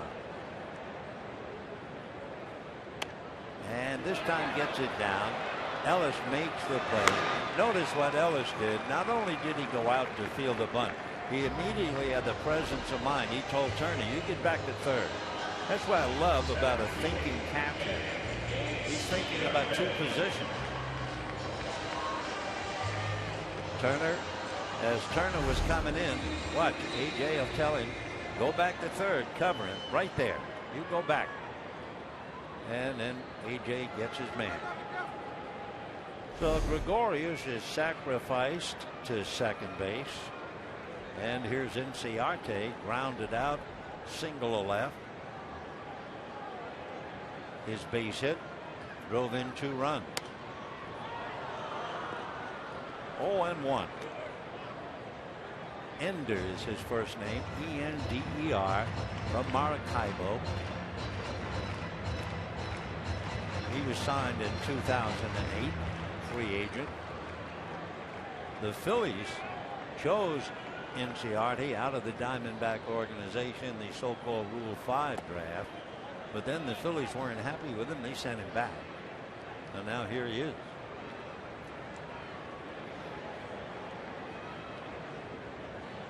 One of the notes we had on Inciarte, he makes some impressive on-the-money throws from the outfield. Well, he made a great throw to no avail. Ground ball, base hit. Here comes Gregorius. They will wave him in. Kemp's throw is going to be close. He's in there. So Gregorius scores on a single to right. So Inciarte is 2 for 3, and he's knocked in all 3 runs. So Gibby playing 1 base hit at a time, not trying to get 5 runs in a hurry. Now the battle will be Aaron Hill. who had that embarrassing moment failing to cover second base. Hill singled and looped one that looked like a base hit, and Hanley Ramirez, leaping in the air in the second inning, was able to pick it off.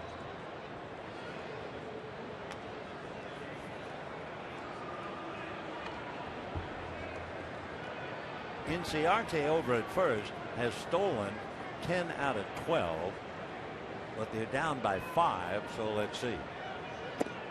Ball 1.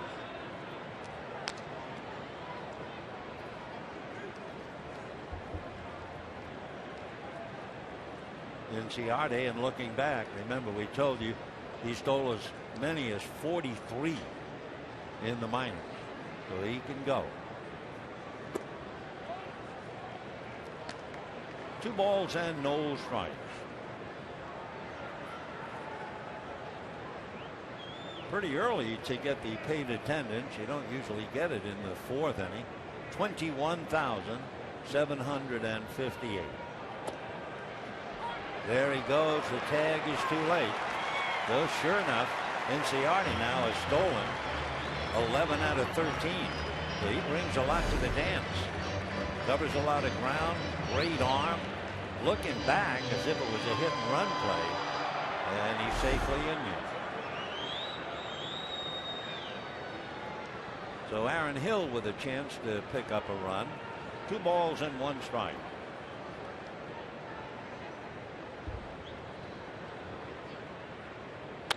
And a shot right there to handle it is Gordon. And on that play, that shuts down the inning, leaving Inciarte at second base. However, they pick up a run, and at the end of 4, Dodgers 8, Diamondbacks 3.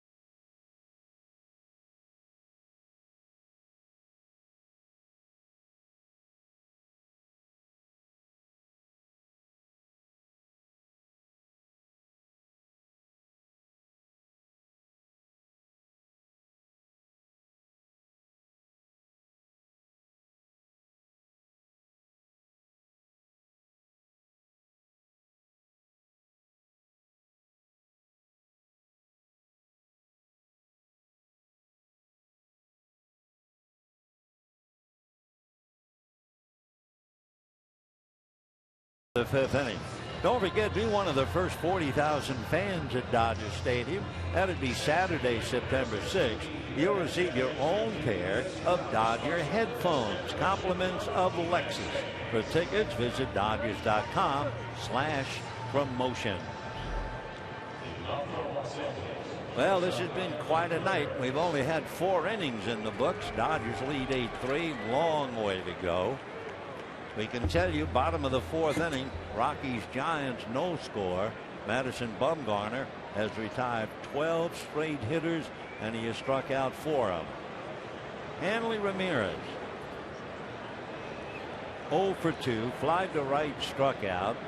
He and Puig are on the outside looking in, although Yasiel has walked twice.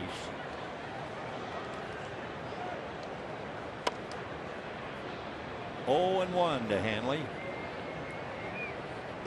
Ramirez flied to right in the 1st inning and struck out in the 4th. Following his strikeout, the Dodgers had 5 consecutive hits and a walk.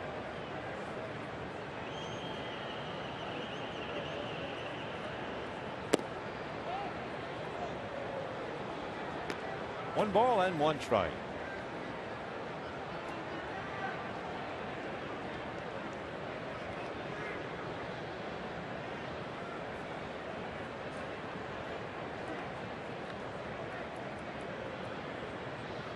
And that's driven to right on the dead run to pick it off is David Peralta. So Hanley hits that hard. The right fielder runs it down. And that's the first out here in the 5th.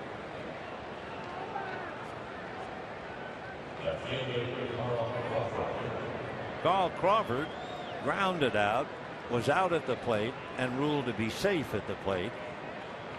One of the rare calls. They're saying the catcher missed the tag because the ball was in his hand instead of in his catcher's mitt. Very tough call. And they had to go to New York. Of course, down in the dugout, that play was wide open as far as the Dodgers look at it. There was no one in the way. 0-2. Carl 1 for 2.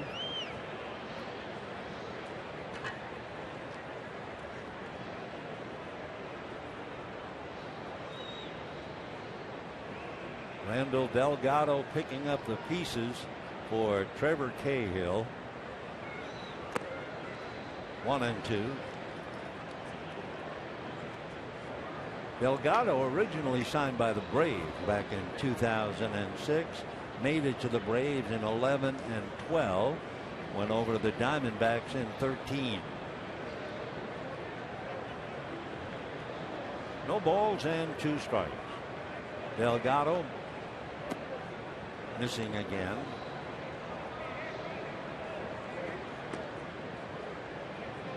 Waiting on deck, Justin Turner.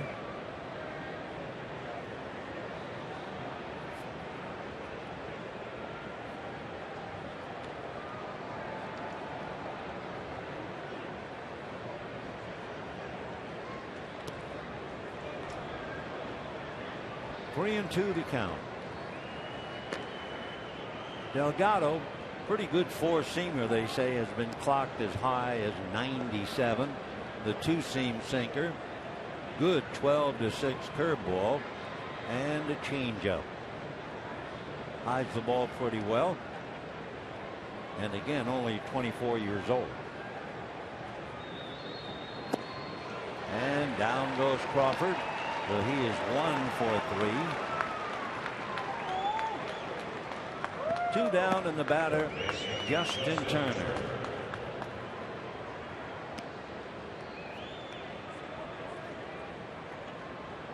Turner singled to drive in a couple.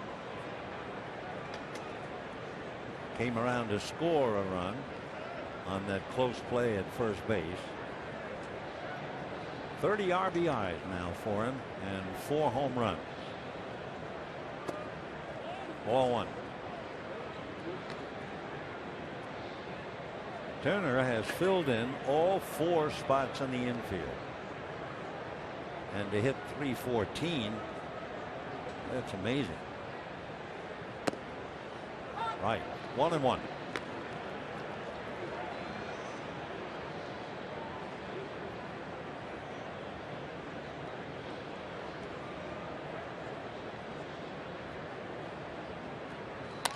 Slap foul, 1-2.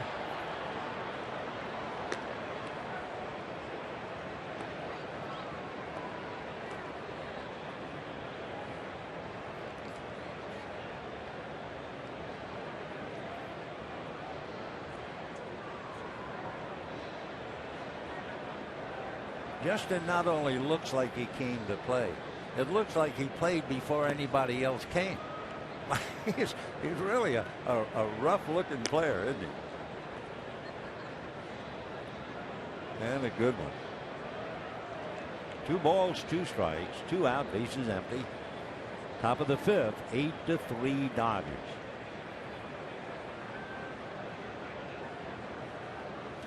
Got him. Well, Turner will be thrown out at first. 2 strikeouts for Delgado in the inning. Dodgers scoreless in the 5th, which comes as a surprise to some of the folks here. but the Dodgers lead 8-3.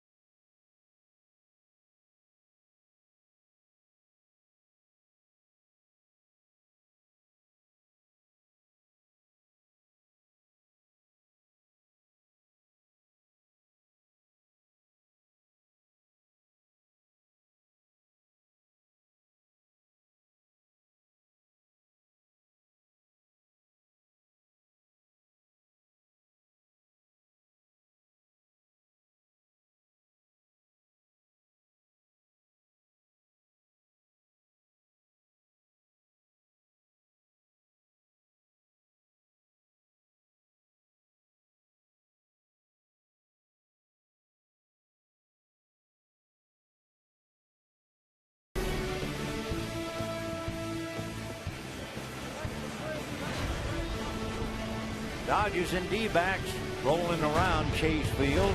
8-3 Dodgers, bottom of the 5th inning. It'll be David Peralta, Mark Trumbo, and then Miguel Montero.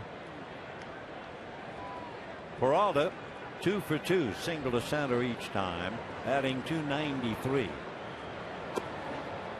And there goes Roberto behind again, ball 1.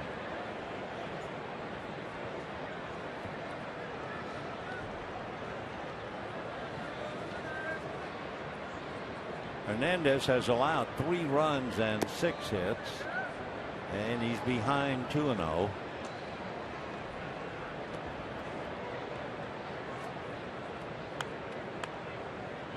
He'll have a birthday Saturday in San Diego. He'll be 34 years old, and he's behind 3-0.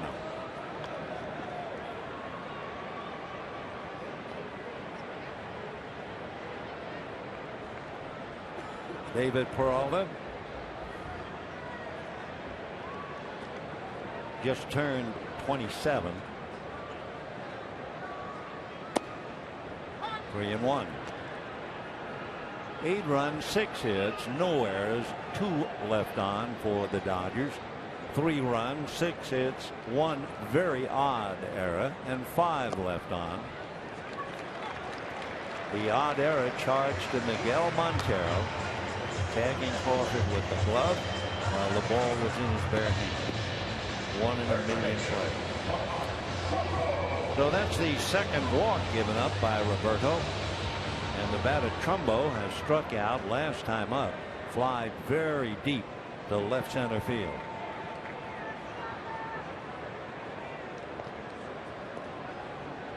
Mark, big man, 6'4", gives you a good strike zone. And there's a strike. 6'4" and 230. Trumbo is 28. He's got a long, great future ahead of him.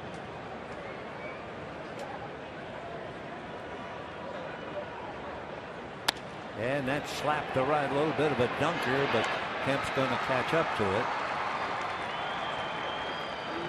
So a little flare to right, 1 down, and the batter Miguel Montero.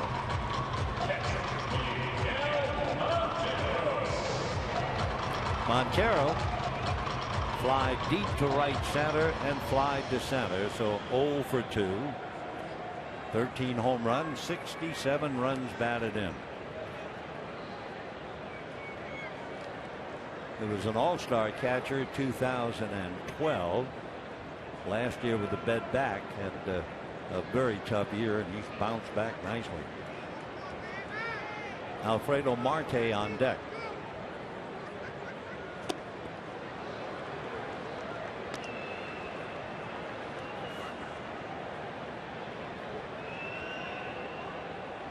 David Peralta over at first. Runs well. He has stolen 6 out of 8.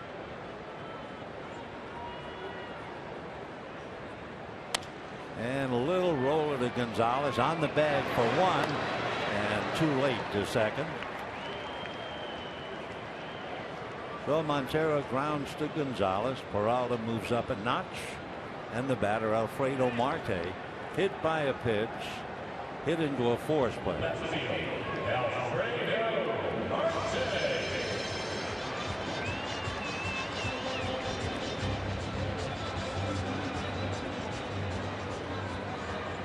Marte only 25, so you look at the D-backs, and remember, Tony La Russa is now the man in charge of all baseball operations here in Arizona.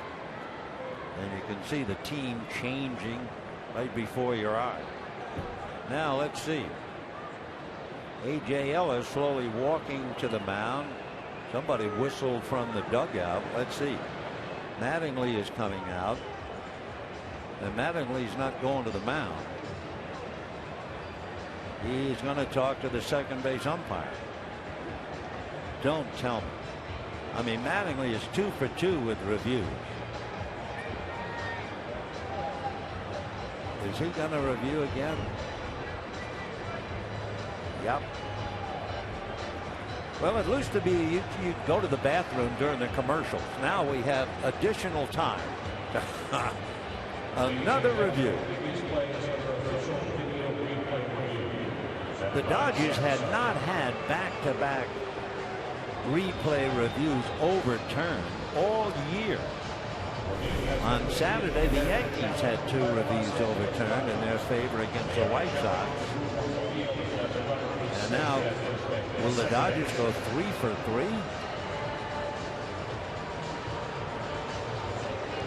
And Ramirez saying something to Peralta. We couldn't see anyway because you see Greg Gibson, the second base umpire, from that shot.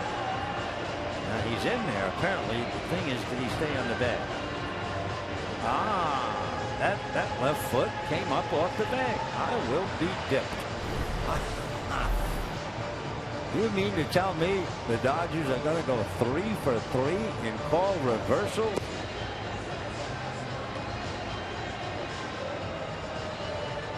Wow.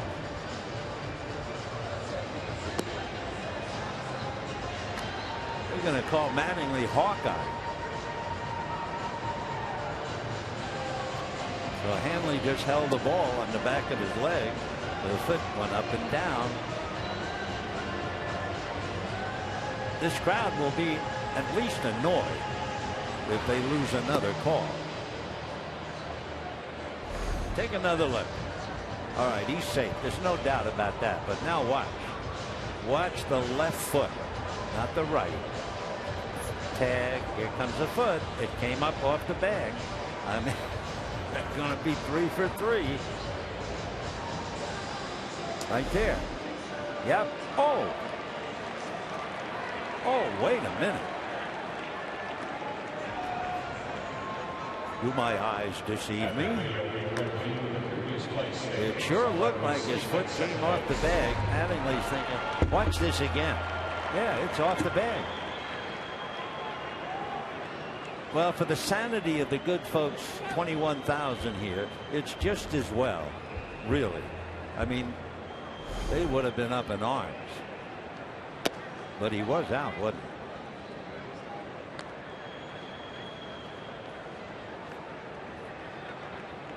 So the umpires apparently spotted a cleat that was touching the bag. That was not obvious on the replay.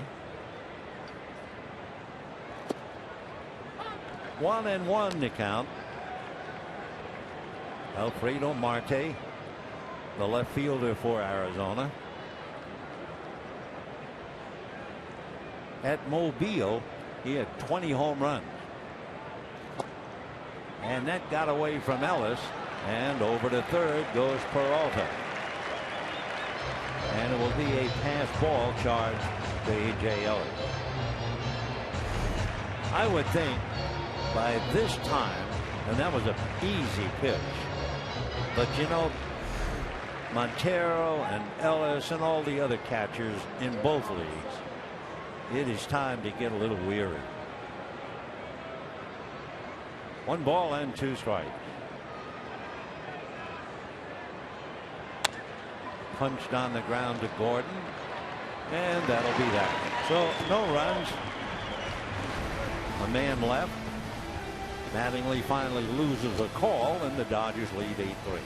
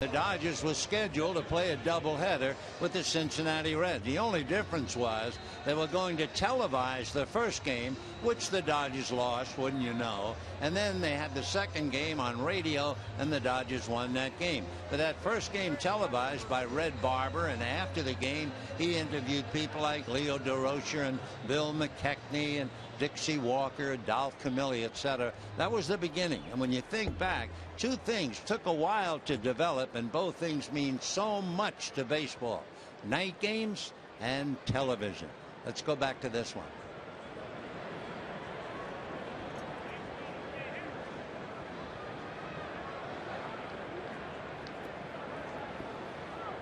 Dodgers leading 8-3, 6th inning. Delgado getting ready to pitch to A.J. Ellis.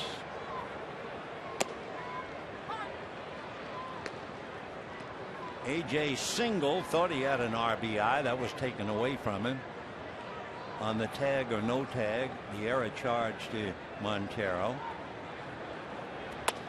Ground ball to the hole, under the glove of Gregorius, on out into left field. So A.J. comes up with his second hit. He's 2 for 3. And the batter will be Roberto Hernandez.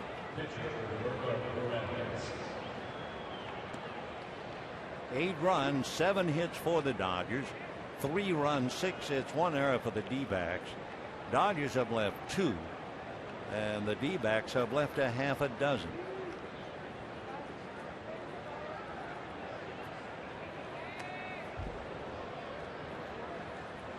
Oh and 1.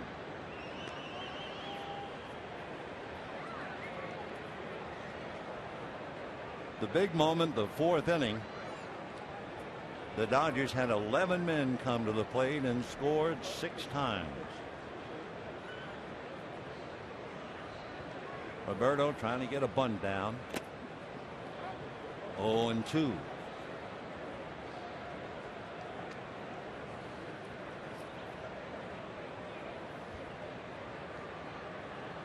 Hernandez, when he was with Philadelphia, he had 8 sacrifices.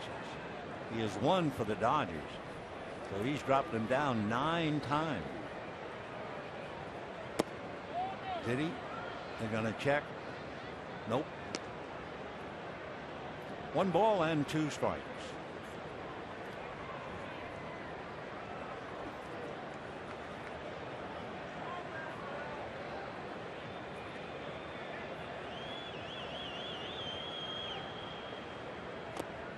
and bunted it foul, so he strikes out. That would be the third strikeout for Delgado. And the batter would be D. Gordon. Grounded to second, grounded to first, single to center. Driving in a run.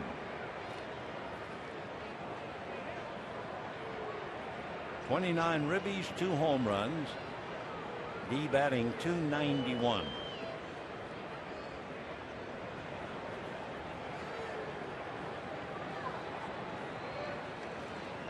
And slapped into left field. That's a base hit. Marte will get it back in. So D. Gordon 2 for 4. And he singles Ellis to second base. And the batter will be Yasiel Puig. 2 Dodgers are on the outside looking in. Yasiel Puig is 0 for 1. He has walked twice. Hanley Ramirez is 0 for 3. And last time up, he ripped one, but a fine running catch by Peralta. So here's Puig. 2 on, 1 out. And popped up in foul ground. Trumbo is there. So Yasiel fouls out. Runners holding. And Adrian Gonzalez coming up. Gonzalez hit into a force play, and that was one of the big plays early in the game. It was a double play ball, and Gregorius took the throw at second for 1, cocked his arm to throw, and the ball came out of his hands. So Gonzalez was safe at first base, and Matt Kemp came up and hit a home run to give the Dodgers a 2-0 lead. But the D-backs came right back with 2 in the second to tie it up. And then the Dodgers had that wild 4th inning, 6 runs and 5 hits and a couple of calls. Right. Both calls wound up going the Dodger way.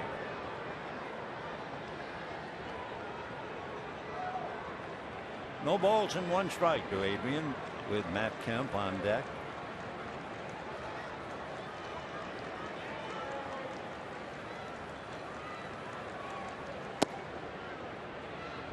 One and 1.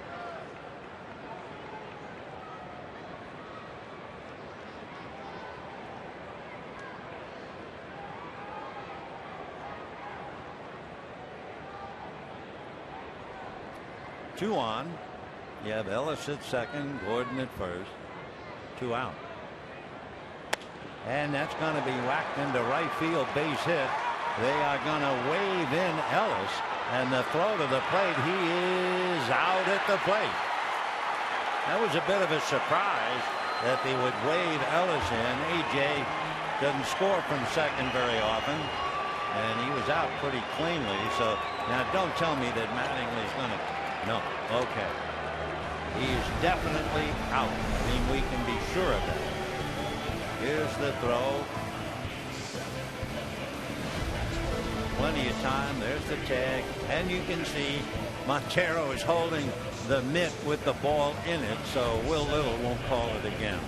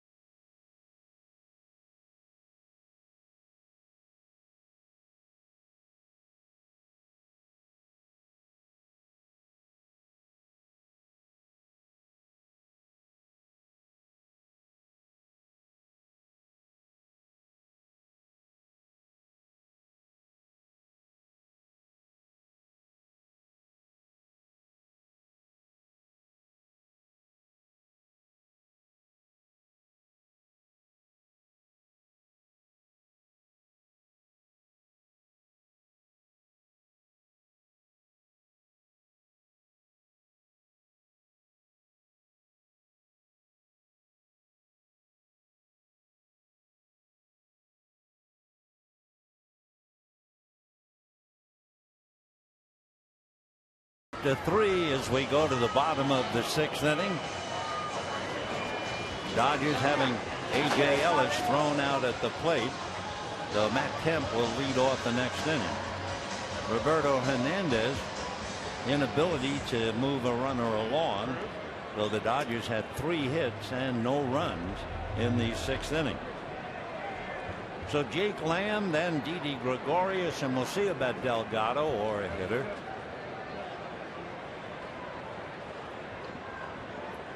Lamb has struck out and walked. And lifts one into left center pretty deep. Puig going back. And it will be Puig as Crawford ducked under the catch. So a long out to left center field as Yasiel runs it down. Crawford got over there and Puig was there to take it away from him. And of course the old story about the center fielder. He's the captain. He takes anything he feels he can get. So 1 away. Gregorius coming up, and they'll go to the bench as Will Harris gets up, perhaps to bat for Delgado. Harris throwing in the pen. Delgado, however, has not given way to a pinch hitter yet. We'll see.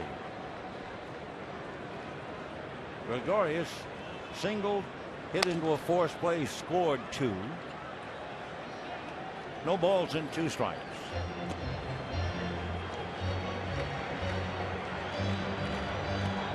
By the way, they're in the bottom of the 6th inning in San Francisco. No score.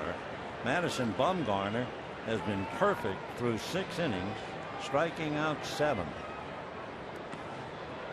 So he's retired 18 in a row up there. The big story out of San Francisco, Tim Lincecum going back to the bullpen, which he did in 2012, and it really paid off. And Yasmiro Petit has gone into the Giants starting lineup. Pulled foul.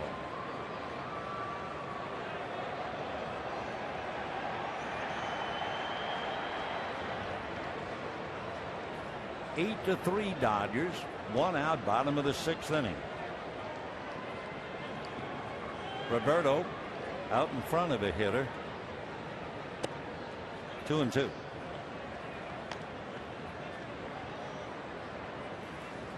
Hernandez has given up 2 stolen bases tonight to Inciarte, who stole second in the 2nd inning and in the 4th.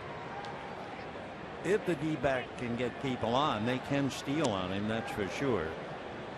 This year, Roberto Hernandez, the league has stolen 21 out of 23.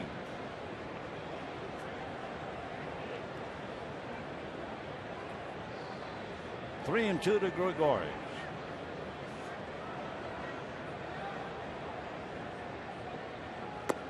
And down he goes.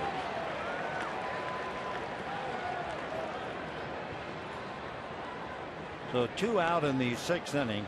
So what they were doing, they had Delgado in the on-deck circle.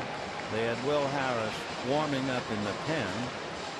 But now that the bases are empty with 2 down, they'll stop Harris and they'll let Delgado bat. Right.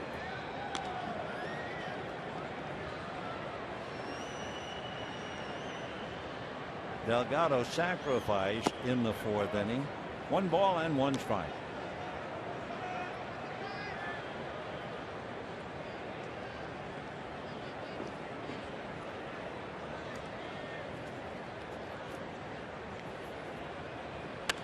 And a pop fly. Justin Turner takes care of it. So that'll do it for the D-backs in the 6th. Matt Kemp back in the 1st inning, unloaded with his drive that got the Dodgers going in the right direction.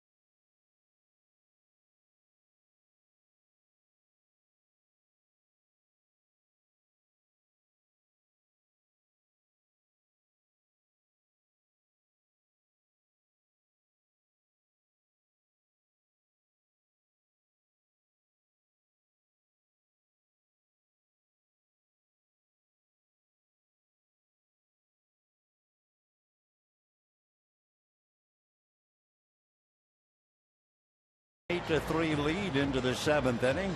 It'll be Matt Kemp, Hanley Ramirez, and Carl Crawford in that order. Matt Kemp with a 2-run home run in the 1st inning, walked in the 4th, grounded out in the 5th. Take a look at Matt's home run in case you missed it way back in the 1st inning against Trevor Cahill. He drove it into the left field seats. That was with Gonzalez aboard. See the bubble machine, so they brought that along. There he is, 173, working his way up to try and pass Mike Piazza. And then you get into the tough numbers, way over 200. And there's the bubble machine, the ever-present machine. It goes everywhere the team goes. Randall Delgado restored order after that riotous 4th inning when the Dodgers scored 6. Ball 1.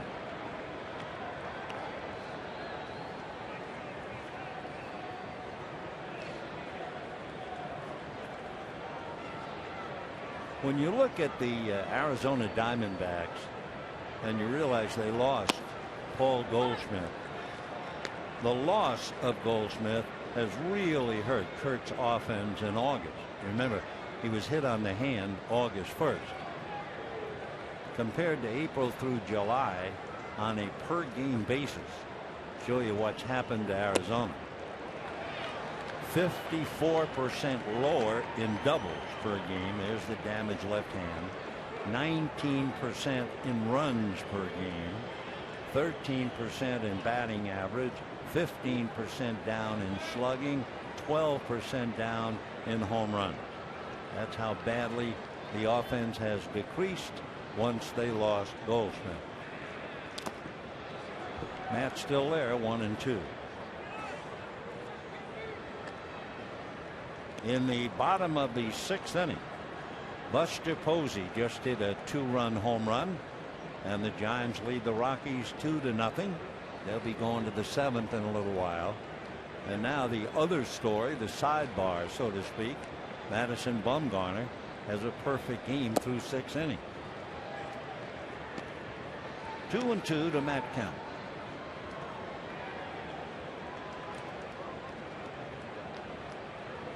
Matt hitting .275, 16 home runs, 61 runs batted in.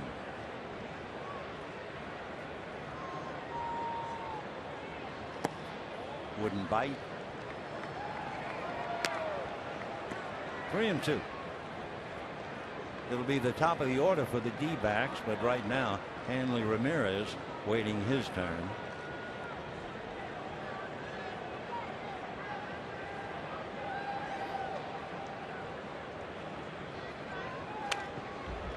Still 3-2. Pretty good fastball at 94.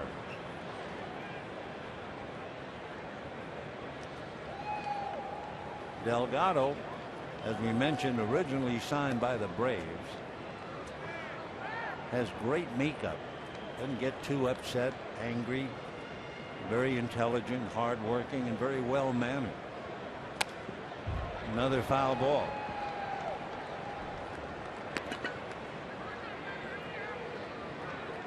Delgado basically 3 pitches. The fastball, which could be a 2-seamer, 4-seamer. Then the curveball and the change.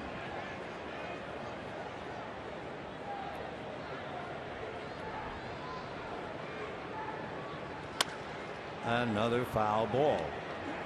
So Matt making him work. 3-2.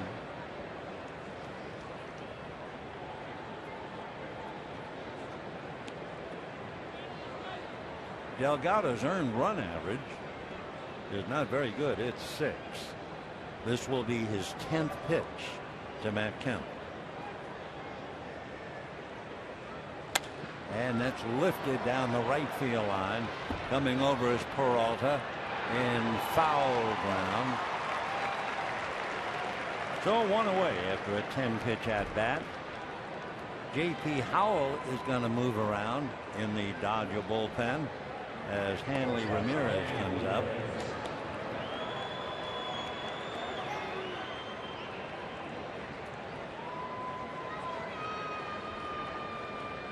Ramirez and Puig. Puig is 0 for 2. Hanley is 0 for 3. Everybody else has at least one hit.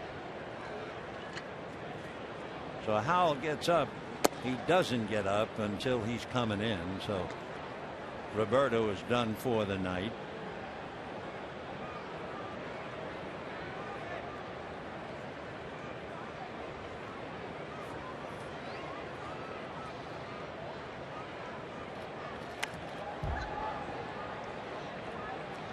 Hernandez made 93 pitches, and with Howell up and throwing and the left-hand hitting Inciarte coming up, it figures that Roberto's done. JP's getting ready. 1 ball, 1 strike, 1 out. 2-1. Last time up, Hanley hit it really hard to right field, and it was caught by David Peralta.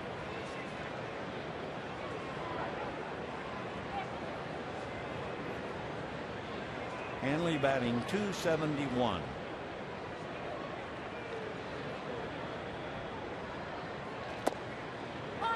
Two and two.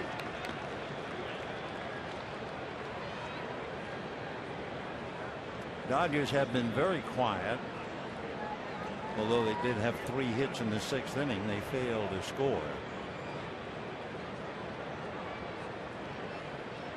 2-2. Off speed, fly ball, shallow left. Coming is Marte. It's going to drop. So that's baseball for you. Ramirez drills one last time up, and it's an out. A line drive to right. It's a lazy fly ball, and Marte is so deep couldn't get to it. So in that instance, I guess you could say the scales balanced out. So Hanley, fly ball single. Dodgers now with 10 hits.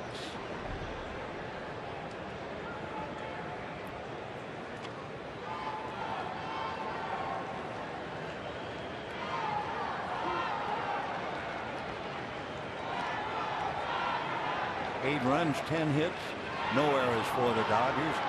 3 runs, 6 hits, 1 error for the D-backs. Will Harris is back up again in the pen, and JP in the Dodger pen. And the Giants are leading at home. That's a story in itself up there. Remember when the Giants appeared to be unbeatable at home? They began the year 22-9. Since then, their record at home 10-24. They've lost 11 of the last 13 games decided by 1 run. That's a base hit by Crawford.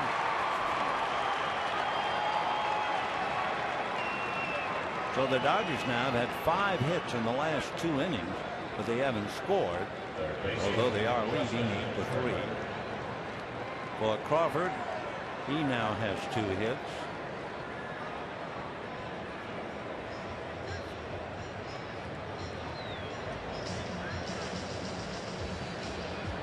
So they're trying to get Delgado through the inning. Justin Turner struck out, single to drive in a run, and then struck out again. Delgado began his relief appearance striking out 3 of the first 5 men he faced.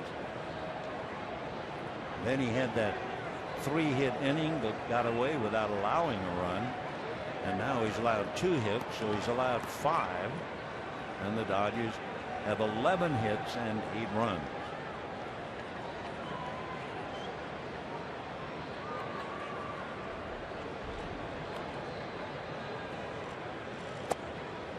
Ball 1.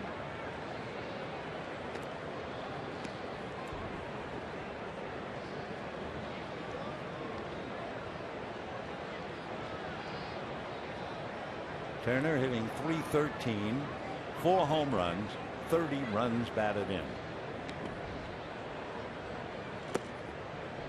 And ball 2.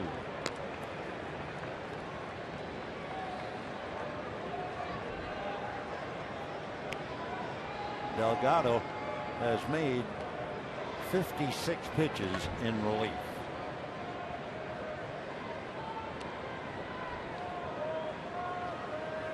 Ground ball to the hole. That's a base hit. Hanley rounding third. Marte making the throw to the plate. Going to be close. He's in there. Over to third base goes Crawford. And the Dodgers lead 9-3.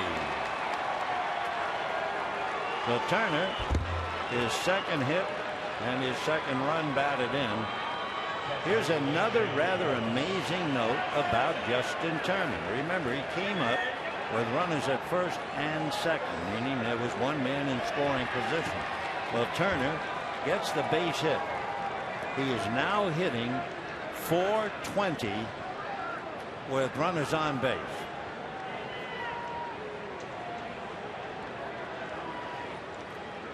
Nine to 3 Dodgers, and we'll be right back.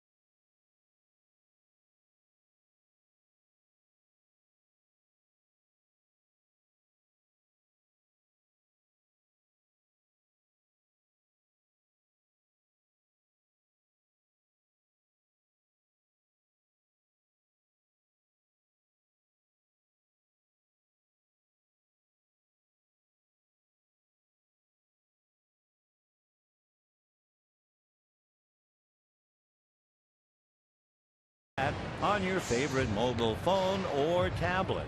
Get live look-ins, instant replays, scores, stats, audio, free MLB TV game of the day, and more.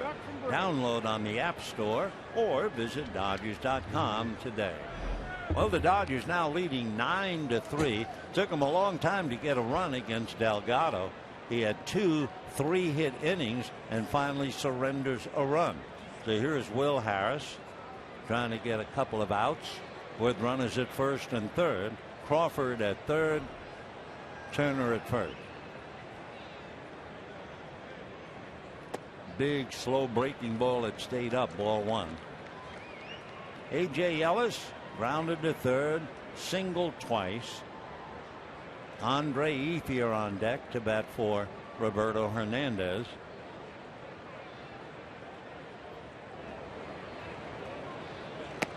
And ball 2 with the fastball.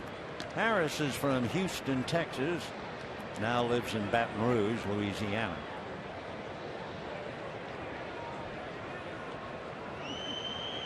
Originally signed by the Rockies, went to school at LSU. Foul back. Will, talking about his growing up days, big fan of the Braves and especially Chipper Jones. His brother Clay played for LSU and played for the Philly organization, but Will beat him to the big leagues. Fouled right into Montero's mask. No, he's okay.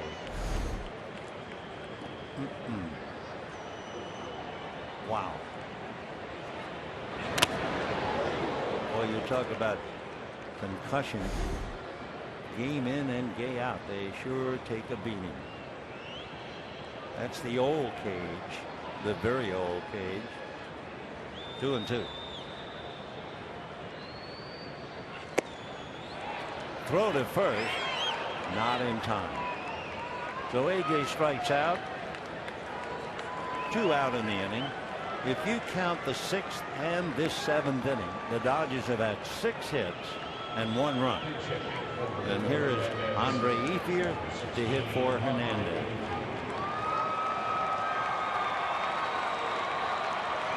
Roberto Hernandez made 93 pitches. It was a different way. He had 7 2-0 counts. Ball 1. But he got through 6 and stands a chance to pick up his 2nd win as a Dodger.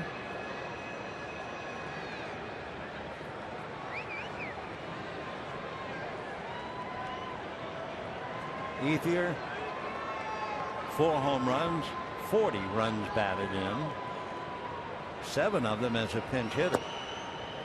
Strike. So you have Crawford at 3rd, Turner at 1st, and Will Harris, the 3rd Arizona pitcher. Ethier is 6 for 20 coming off the bench and 7 runs batted in.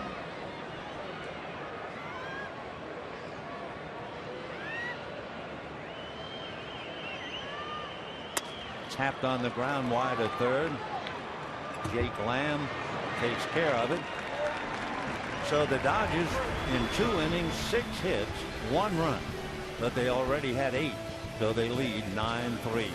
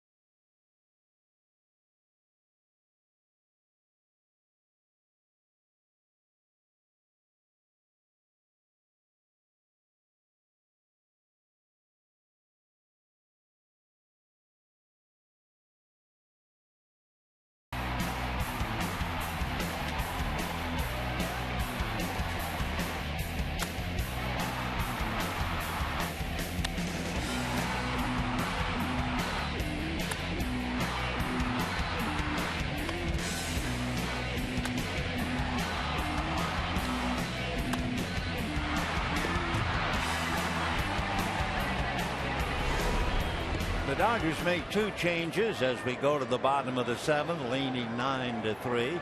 Miguel Rojas will now pick up for Hanley Ramirez at shortstop, and J.P. Howell will work for Roberto Hernandez. J.P. with a fine ERA, 1.3. He has 2 left-handers in the first 3 batters. The first one, Inciarte, is 2 for 3, and he stole 2 bases against Roberto Hernandez. He also lost his 9th assist. I don't know if you were with us, but it looked like, and at the moment, Crawford called out on a great throw from Inciarte at the plate, and it was reversed, ruling that the tag was made by an empty glove The ball was in Miguel Montero's hand, so they reversed the call and they gave Montero an error, took a run batted away from A.J. Ellis. It was a very rare play.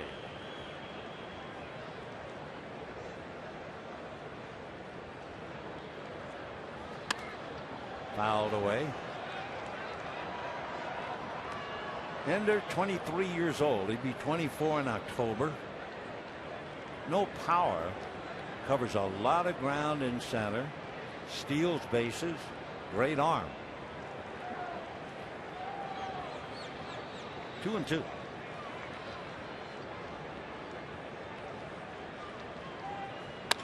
Ground ball smothered by Adrian. The throw is in time to get him.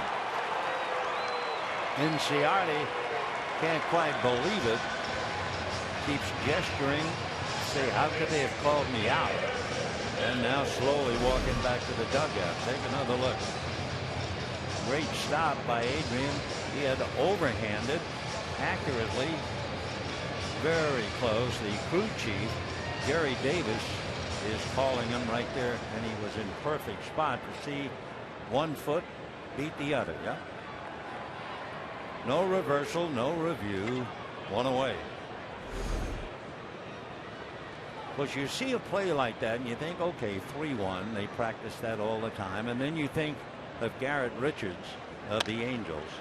What a tragedy that is. Meanwhile, fly ball to Puig. Two-handed catch. 2 out.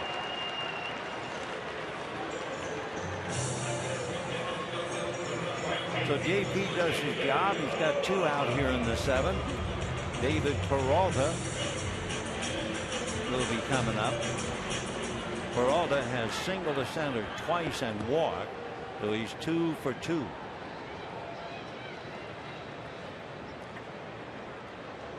Nine-3 Dodgers, bottom of the 7th.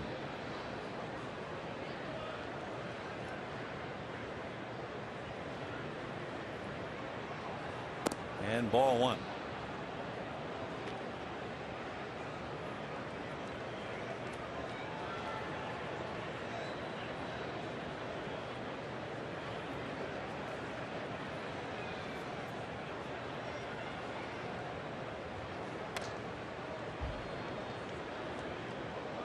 Tomorrow night, Clayton Kershaw and Wade Miley.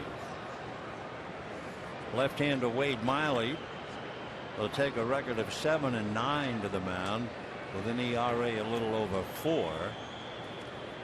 And the Dodgers will trot out their ace, Clayton Kershaw, with a record of 15-3.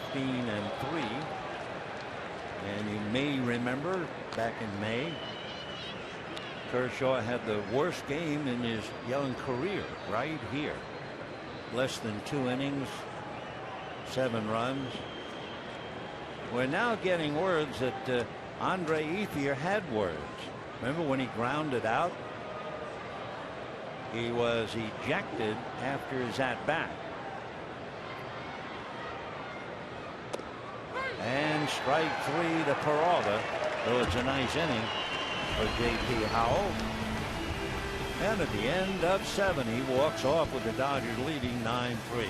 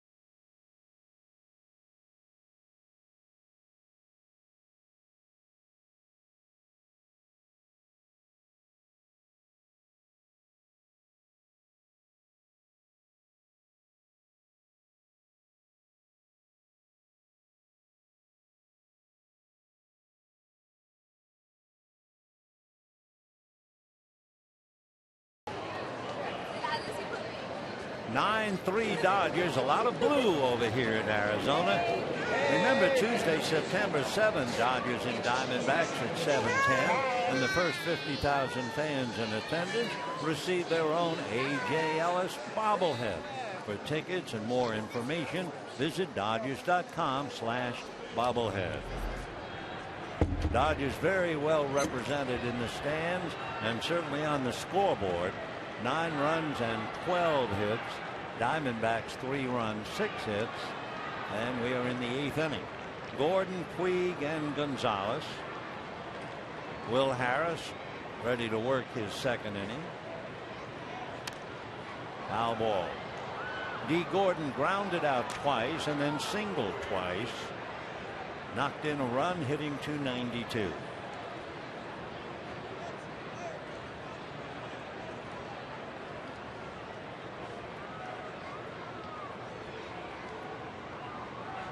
And that's going to be a flare, and it will drop. So Gordon comes up with his 3rd hit. Big night for D. And for the offense. Brandon Lee loosening up in the Dodger bullpen. He will pick up after J.P. Howell came in and pitched the 7th.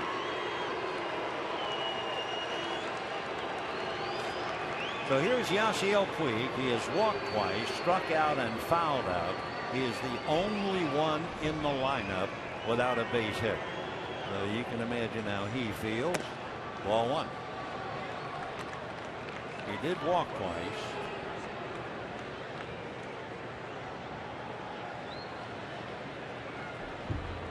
Yasiel batting .303.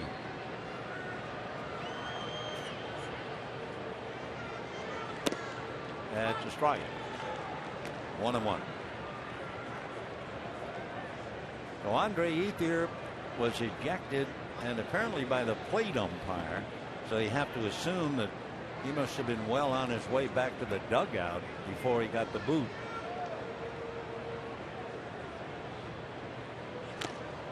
Foul back, 1-1. Madison Bumgarner had retired 21 batters in a row, and Morneau doubled to lead off the 8th inning. So that's the end of the perfecto and the no-hitter. But the Giants are still leading 2-0 in the 8th inning. So Justin Morneau broke it up with a double. 1-2.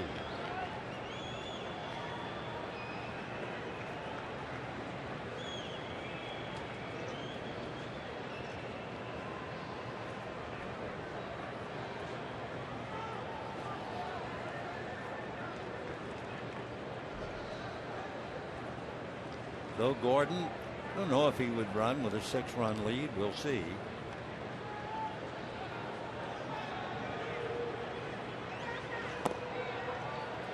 Two balls and 2 strikes. Nobody out, 8th inning. Kershaw and Miley tomorrow night. Same time, same station.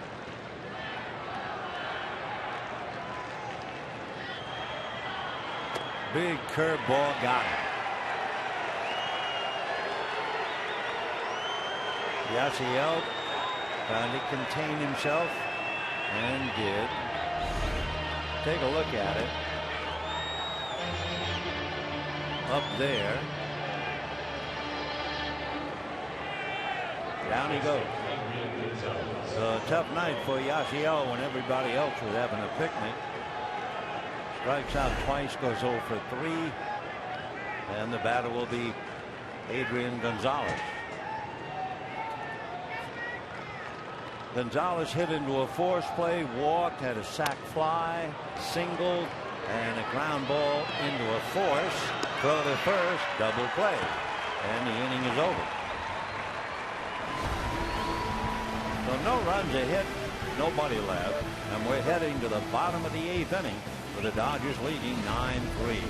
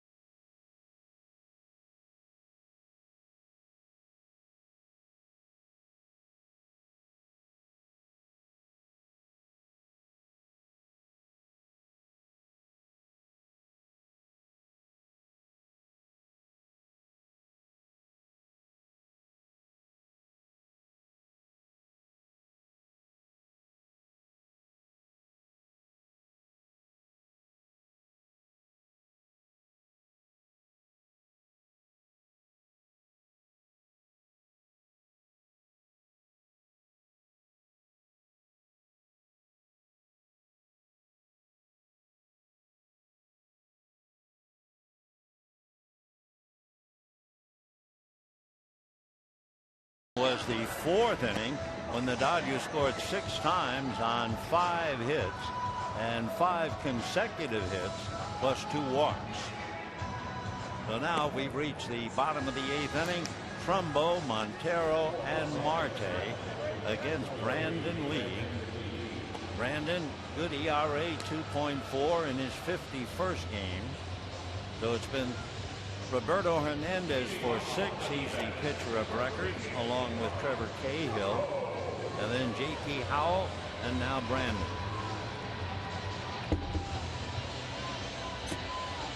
You would think the Dodgers would love to get through this game without using Kenley Jansen. However, we'll have to wait and see about that. Trumbo struck out, fly deep to center, and walked.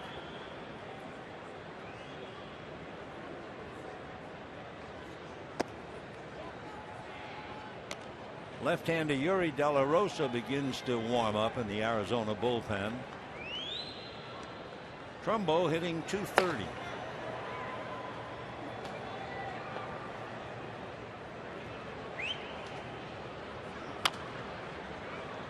One ball and 1 strike. Mark Trumbo went on the DL from April the 14th until July 11th with a fracture of the foot.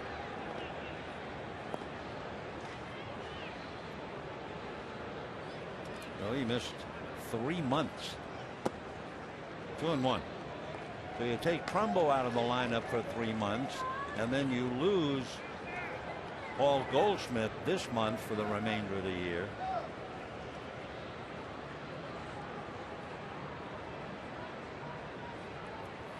Talking about going on the DL. That's going to go foul. The teams, the top 5 teams to have most rookies and then the most players on the DL. The Rangers, we're talking about days now where players have not been able to play. The Rangers 1,816. The Diamondbacks 1,194. The Padres 1,135. The Dodgers 1,025 days, and the Rockies 865 days. So the D-backs are second. They're also second in rookies. Rangers 19, D-backs 18. Rookies one thing, but second in days on the DL, that's a killer. 1194. So 100, just about 170 more days suffered by the D-backs than the Dodgers. And then the influx of kids as Tony La Russa trying to change things here. A lot going on. 3-2. And a base hit up the middle. So Trumbo 1 for 4. And the batter will be Miguel Montero, left-hand batter.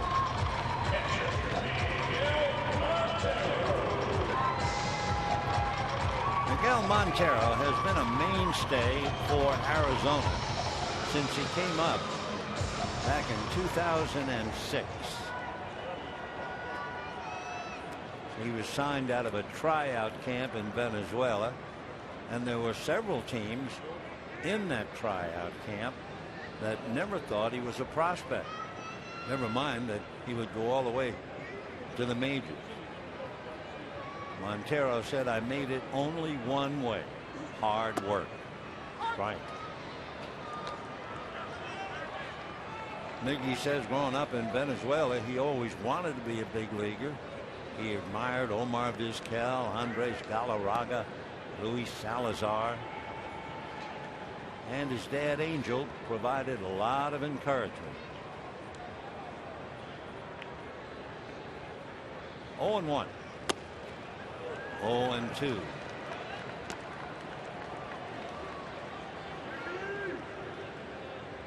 Just 2 years ago, when he was the All-Star catcher, Miguel hit .286, 15 home runs, 88 runs batted in. Then he had the bad back. He still played 116 games. 0-2. In the dirt, gets away from AJ, down to second on the wild pitch goes Trumbo. Oh, Montero now trying to pick him up. Montero's 0 for 3, a couple of fly balls and a ground ball.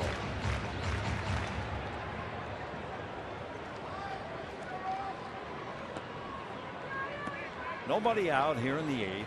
9-3 Dodgers. Giants are winning 2-0. They're still in the bottom of the 8th.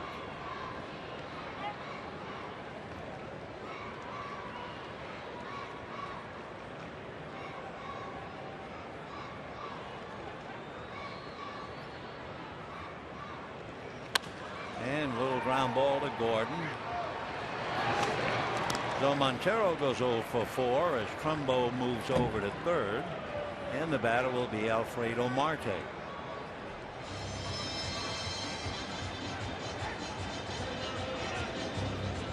Alfredo Marte has been getting on base, and he got on base again tonight when he was hit by the pitch. So he's been on base 12 of the last 13 games. He's the fella, if you were with us, we mentioned his first career home run was a pinch hit grand slam. What a way to break in. Hard foul ball. 0-1. Marte is 25. It's taken him a while. He was signed in 05. Came up for a look last year and back up again.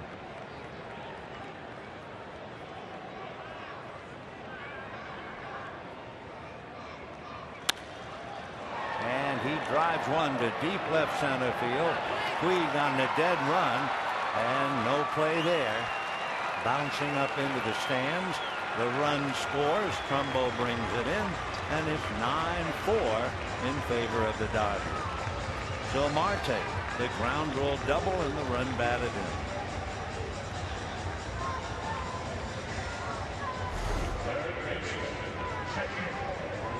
He went down to get it, hit it hard. Of course, Marte is about a 190-pounder and bounces it up into the chairs.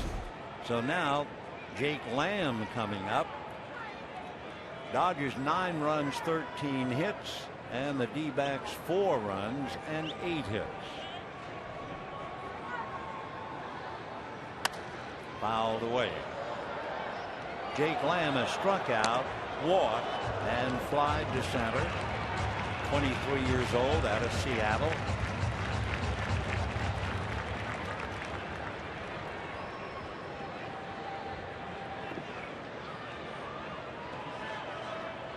Jake Lamb struggling, hitting .216. He's been very good defensively, but they've been exploiting some rookie tendencies. 1 ball and 1 strike.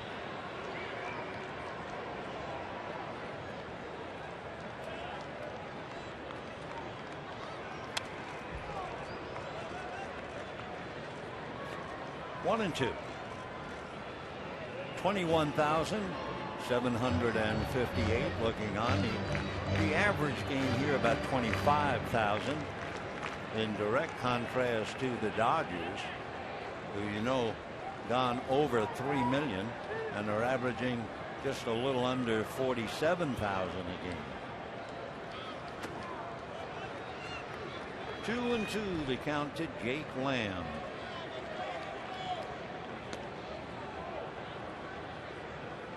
D-backs 8.5 back, so they'll be playing kids, taking a look at them, making their notes, trying to impress.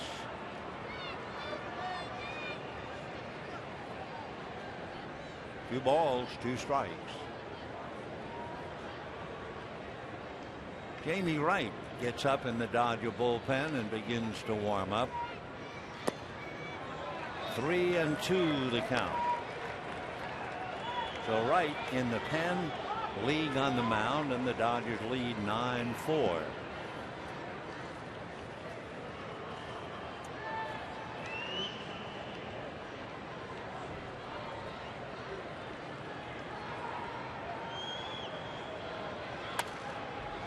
So Lamb's still up there, 3-2.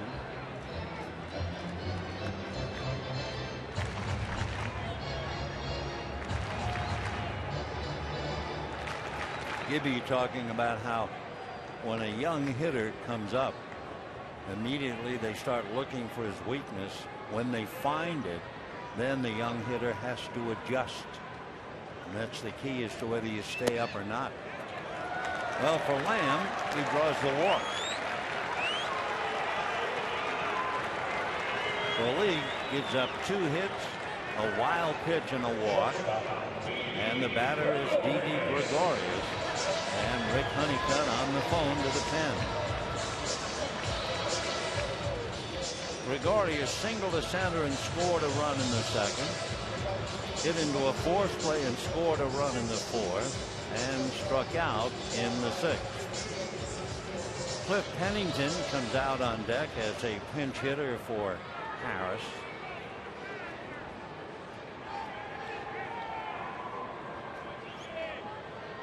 League struggling now to get an out. In fact, his struggle might be over.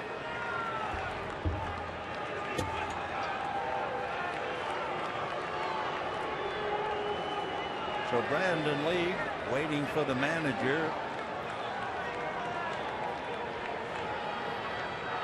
League 1/3 of an inning. Faced 4 batters and 3 of them reached.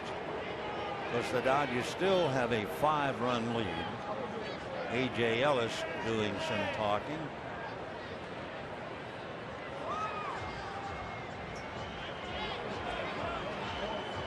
Don hasn't made a move yet. Will Little out there.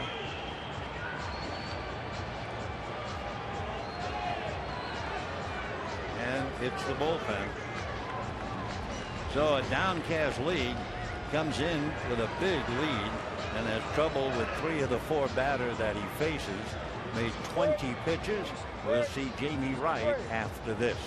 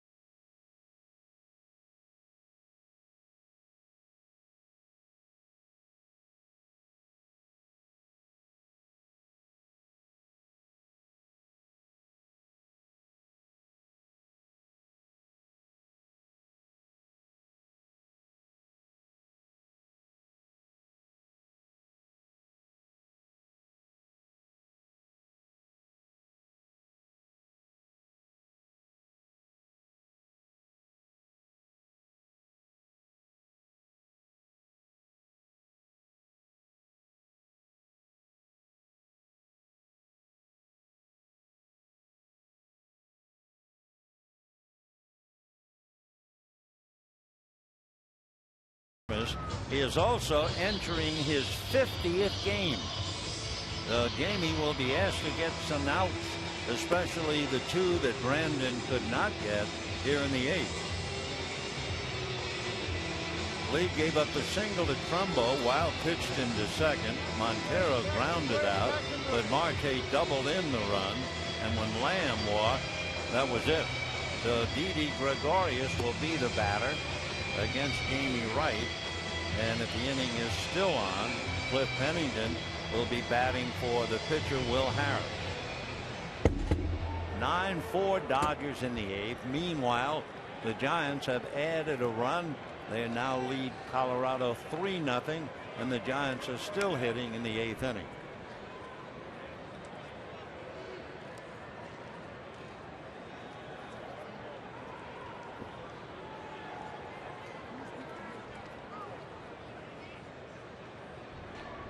Gregorius hitting .216. And a high chopper to Gordon. They'll get one. So the force play reduces Lamb, sends Marte to third. And Cliff Pennington, switch hitter, will come up and bat left-handed against Jamie Wright. And looking at Cliff's numbers, he's hitting .258 left, .323 right. So Pennington batting for Harris.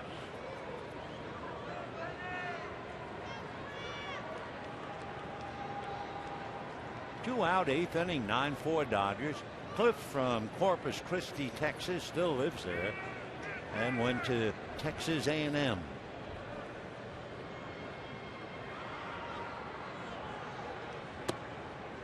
There was a three-way battle for shortstop in spring training. Chris Owings, Didi Gregorius, and the veteran Pennington. Pennington is 30 years old. He came out third. Owings won the job. Whoops, wide of first, and then just getting back is Gregorius.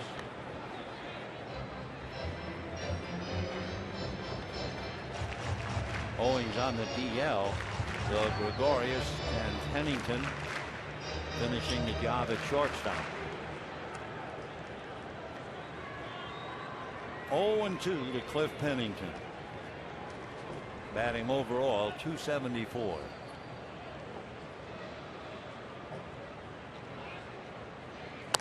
And little ground ball, Gordon. That'll do it. So Pennington grounds out, second to first. The Diamondbacks wind up with 1 run, 2 hits. They lead 2, and we're heading for the 9th, 9-4 Dodgers.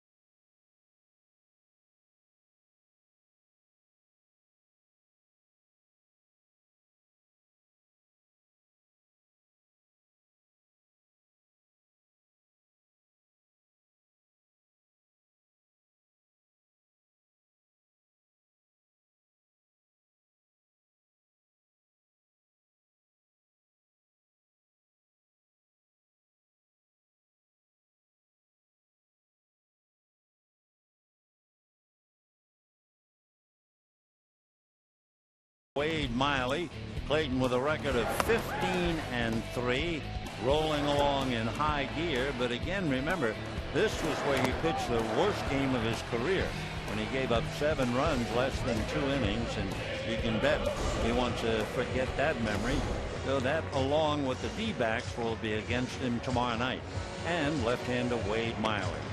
The Dodgers trying to win 10 of the last 13 on the road. Kershaw trying to do that for them. The Dodgers, remember, are 40-26 and 3 outs away from number 41. They're 3 outs away from winning their 35th in the Western Division. And Clayton will try to cap our last game with the D-backs here tomorrow night. Yuri De La Rosa with a record of 2-0. He's another young fella, just turned 24. Pedro Baez might be asked to close the game in the 9th inning. He's up in the pen. Ball 1 to Matt Kemp. Kemp hit a 2-run home run in the first inning, walked and scored a run in the 4th, grounded out and fouled out since.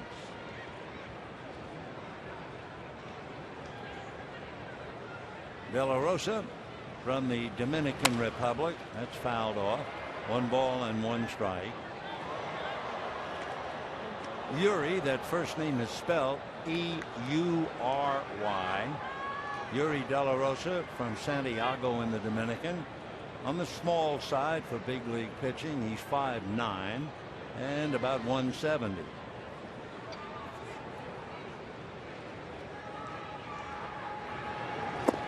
Off speed, 1-2 to count. He was pitching, Yuri was, for the D-backs at 18 and impressed the scouts so much in the Dominican because he pitched in the Winter League there and his earned run average was 1.03. 2-2 to count to Matt Kemp. Fastball, curve, cutter, and a change. And if you throw a cutter, basically you're going to do it against a right-hand batter. 2 balls and 2 strikes to Matt, hitting .275, 16 home runs, 61 runs batted in. That's at his feet. Brad Ziegler and Evan Marshall throwing right now in the D-back pen.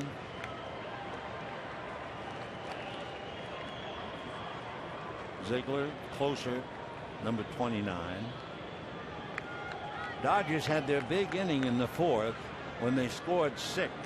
Second time this year they've scored 6 in an inning. They did it in June against the Cardinals. Meanwhile, Kemp fouls off another. So it's a 7-pitch at bat for Mets so far.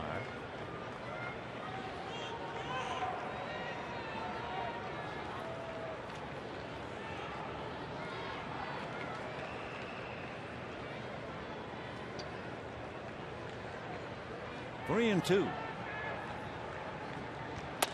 Line drive, base hit to left. Over to get it is Marte.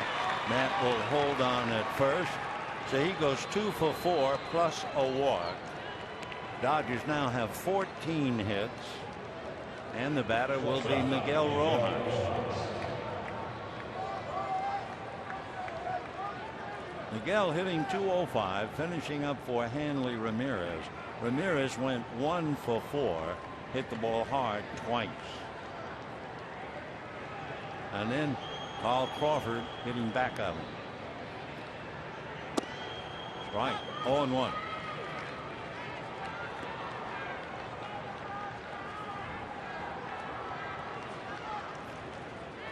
No balls and 1 strike.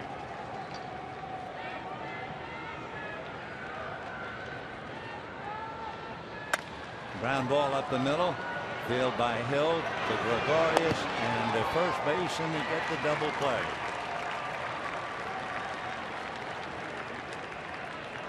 Six-4-3 double play, 2 out in the 9th. Miguel angry at himself as Carl Crawford checks in. Crawford tonight 2 for 4. Everybody but Puig coming up with a base hit tonight.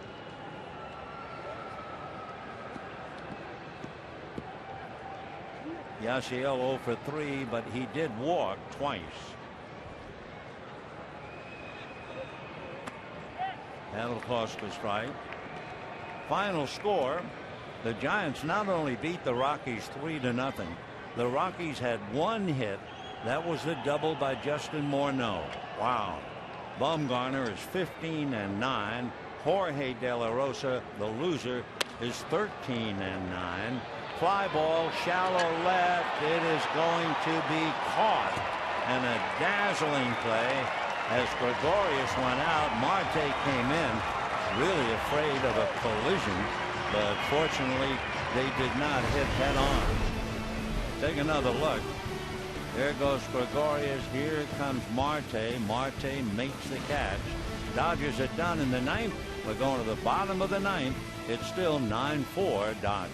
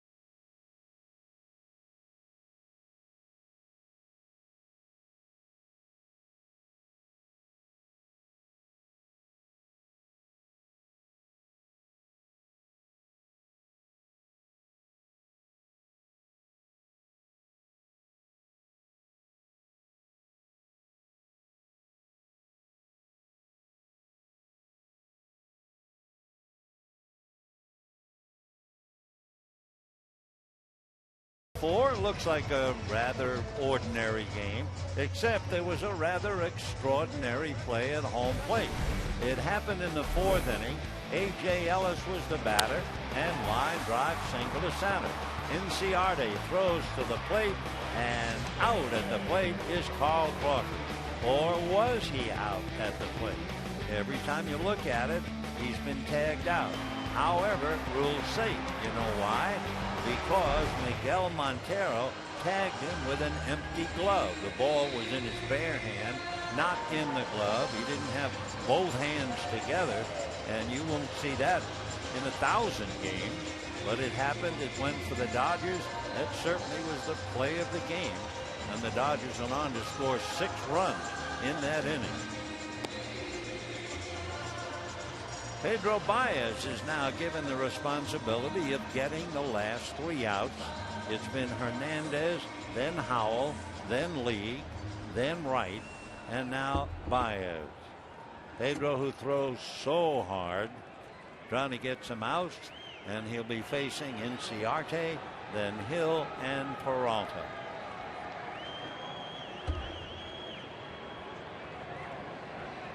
In looking at Baez, who's been up and down with the Dodgers, he's been in 8 games, an ERA of 1.6,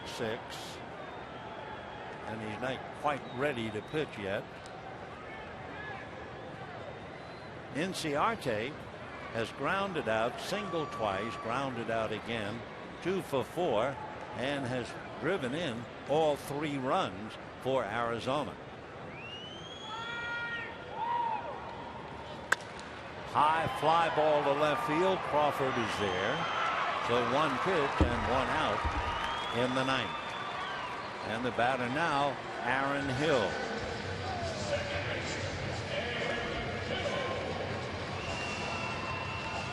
Aaron Hill singled in his 4 trips. Lost another hit on a leaping catch of a little blooper. The catch made by Hanley Ramirez back in the 2nd inning. Don't forget, tomorrow night, same time, same station. It'll be Clayton Kershaw and Wade Miley. Then the Dodgers will move on, go to San Diego Thursday, an open date, and then the weekend with the Padres. Padres played the Dodgers so tough when they were at Dodger Stadium. Dodgers won the final game in Dodger Stadium, 2-1. That was the Kershaw-Tyson Ross matchup. That was a magnificent game. Remember, it was 1-0 in favor of San Diego, and in the bottom of the 8th inning, Crawford singled. Turner hit a home run, and the Dodgers won it 2-1. After that game, Kershaw was talking about Tyson Ross. He's saying he is very good, very, very good. Indeed, he is. 3-1 the count now to Hill with Peralta on deck. 21,758, young and old, taken in the game. Maybe a little bit larger crowd tomorrow night with Kershaw pitching. We'll see.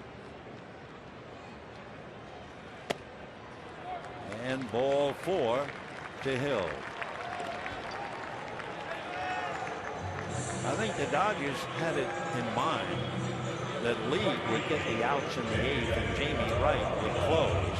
But League made 20 pitches, just couldn't do it. So that changed the script. Called in Wright. Now Baez asked to pitch the 9th. Psychologically, and the players talk about it all the time, and there's one thing to be a setup man, a hold man, pitching the 7th or the 8th. But then suddenly there's something about the 9th. Adds extra pressure. So it's interesting to see a kid being asked to close. And ball 1. Hill goes to second base. That is the so-called defensive indifference. David Peralta 2 for 3, 2 singles and a walk.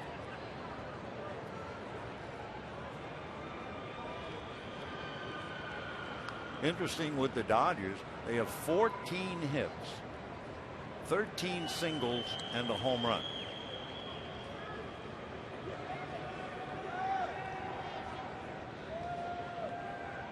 Dodgers had 6 hits in 2 innings and scored 1 run. That was back in the 6th and 7th inning. 1 ball and 1 strike. 9 runs, 14 hits for the Dodgers. They've left 6. 4 runs, 8 hits, and 1 error for the D-backs. They've left 8.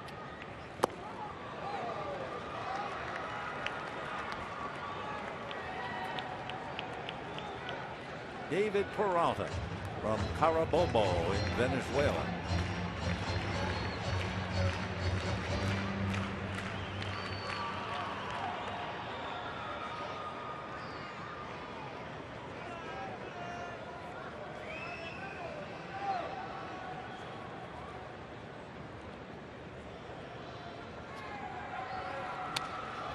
Still 1-2. Pretty good fastball, 97. And Peralta fouled it back.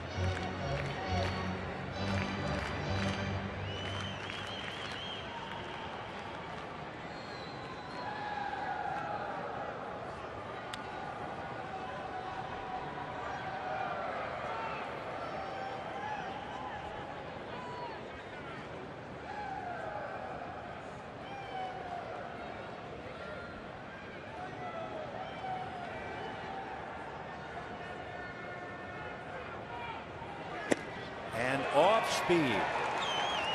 88 miles an hour is pretty fast for a lot of pitchers, but for Baez, who hits 97, to come back 88, that's his change. And Peralta way out in front of it. So an interesting pitch from young Pedro Baez. Down in the Dodger bullpen, Kenley Jansen is standing but only watching. And here's Mark Trumbo. Trumbo 1 for 4 tonight. Ground ball to the hole, through into left field, base hit. Hill is around third. Crawford's throw not in time, and Trumbo holding at first base, and that makes it 9-5 in favor of the Dodgers. So Trumbo, his second hit and a run batted in.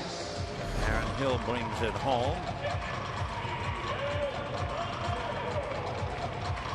ball, there's no sense of Kenley just watching. Now that it's 9-5, Kenley Jansen gets up. So for the Dodgers, it is not the plan. I mean, they were leading 8-2, 8-3, 9-3, and they thought finally we'll give Kenley Jansen a night off, and they've had to get him up.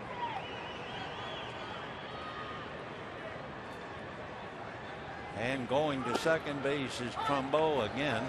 Defensive indifference. Miguel Montero has flied twice to center and right, grounded out twice, 0 for 4.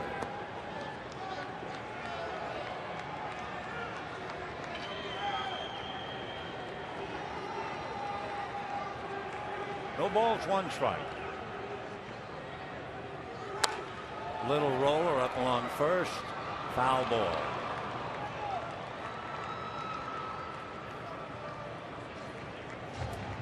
Miguel Montero with his foot in the door. Young Baez trying to close it up.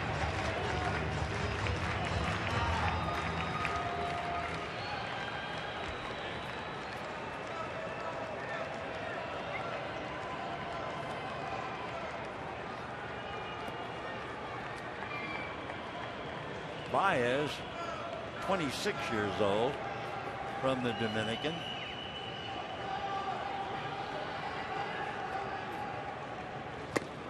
And down goes Montero, and down go the stubborn D-backs.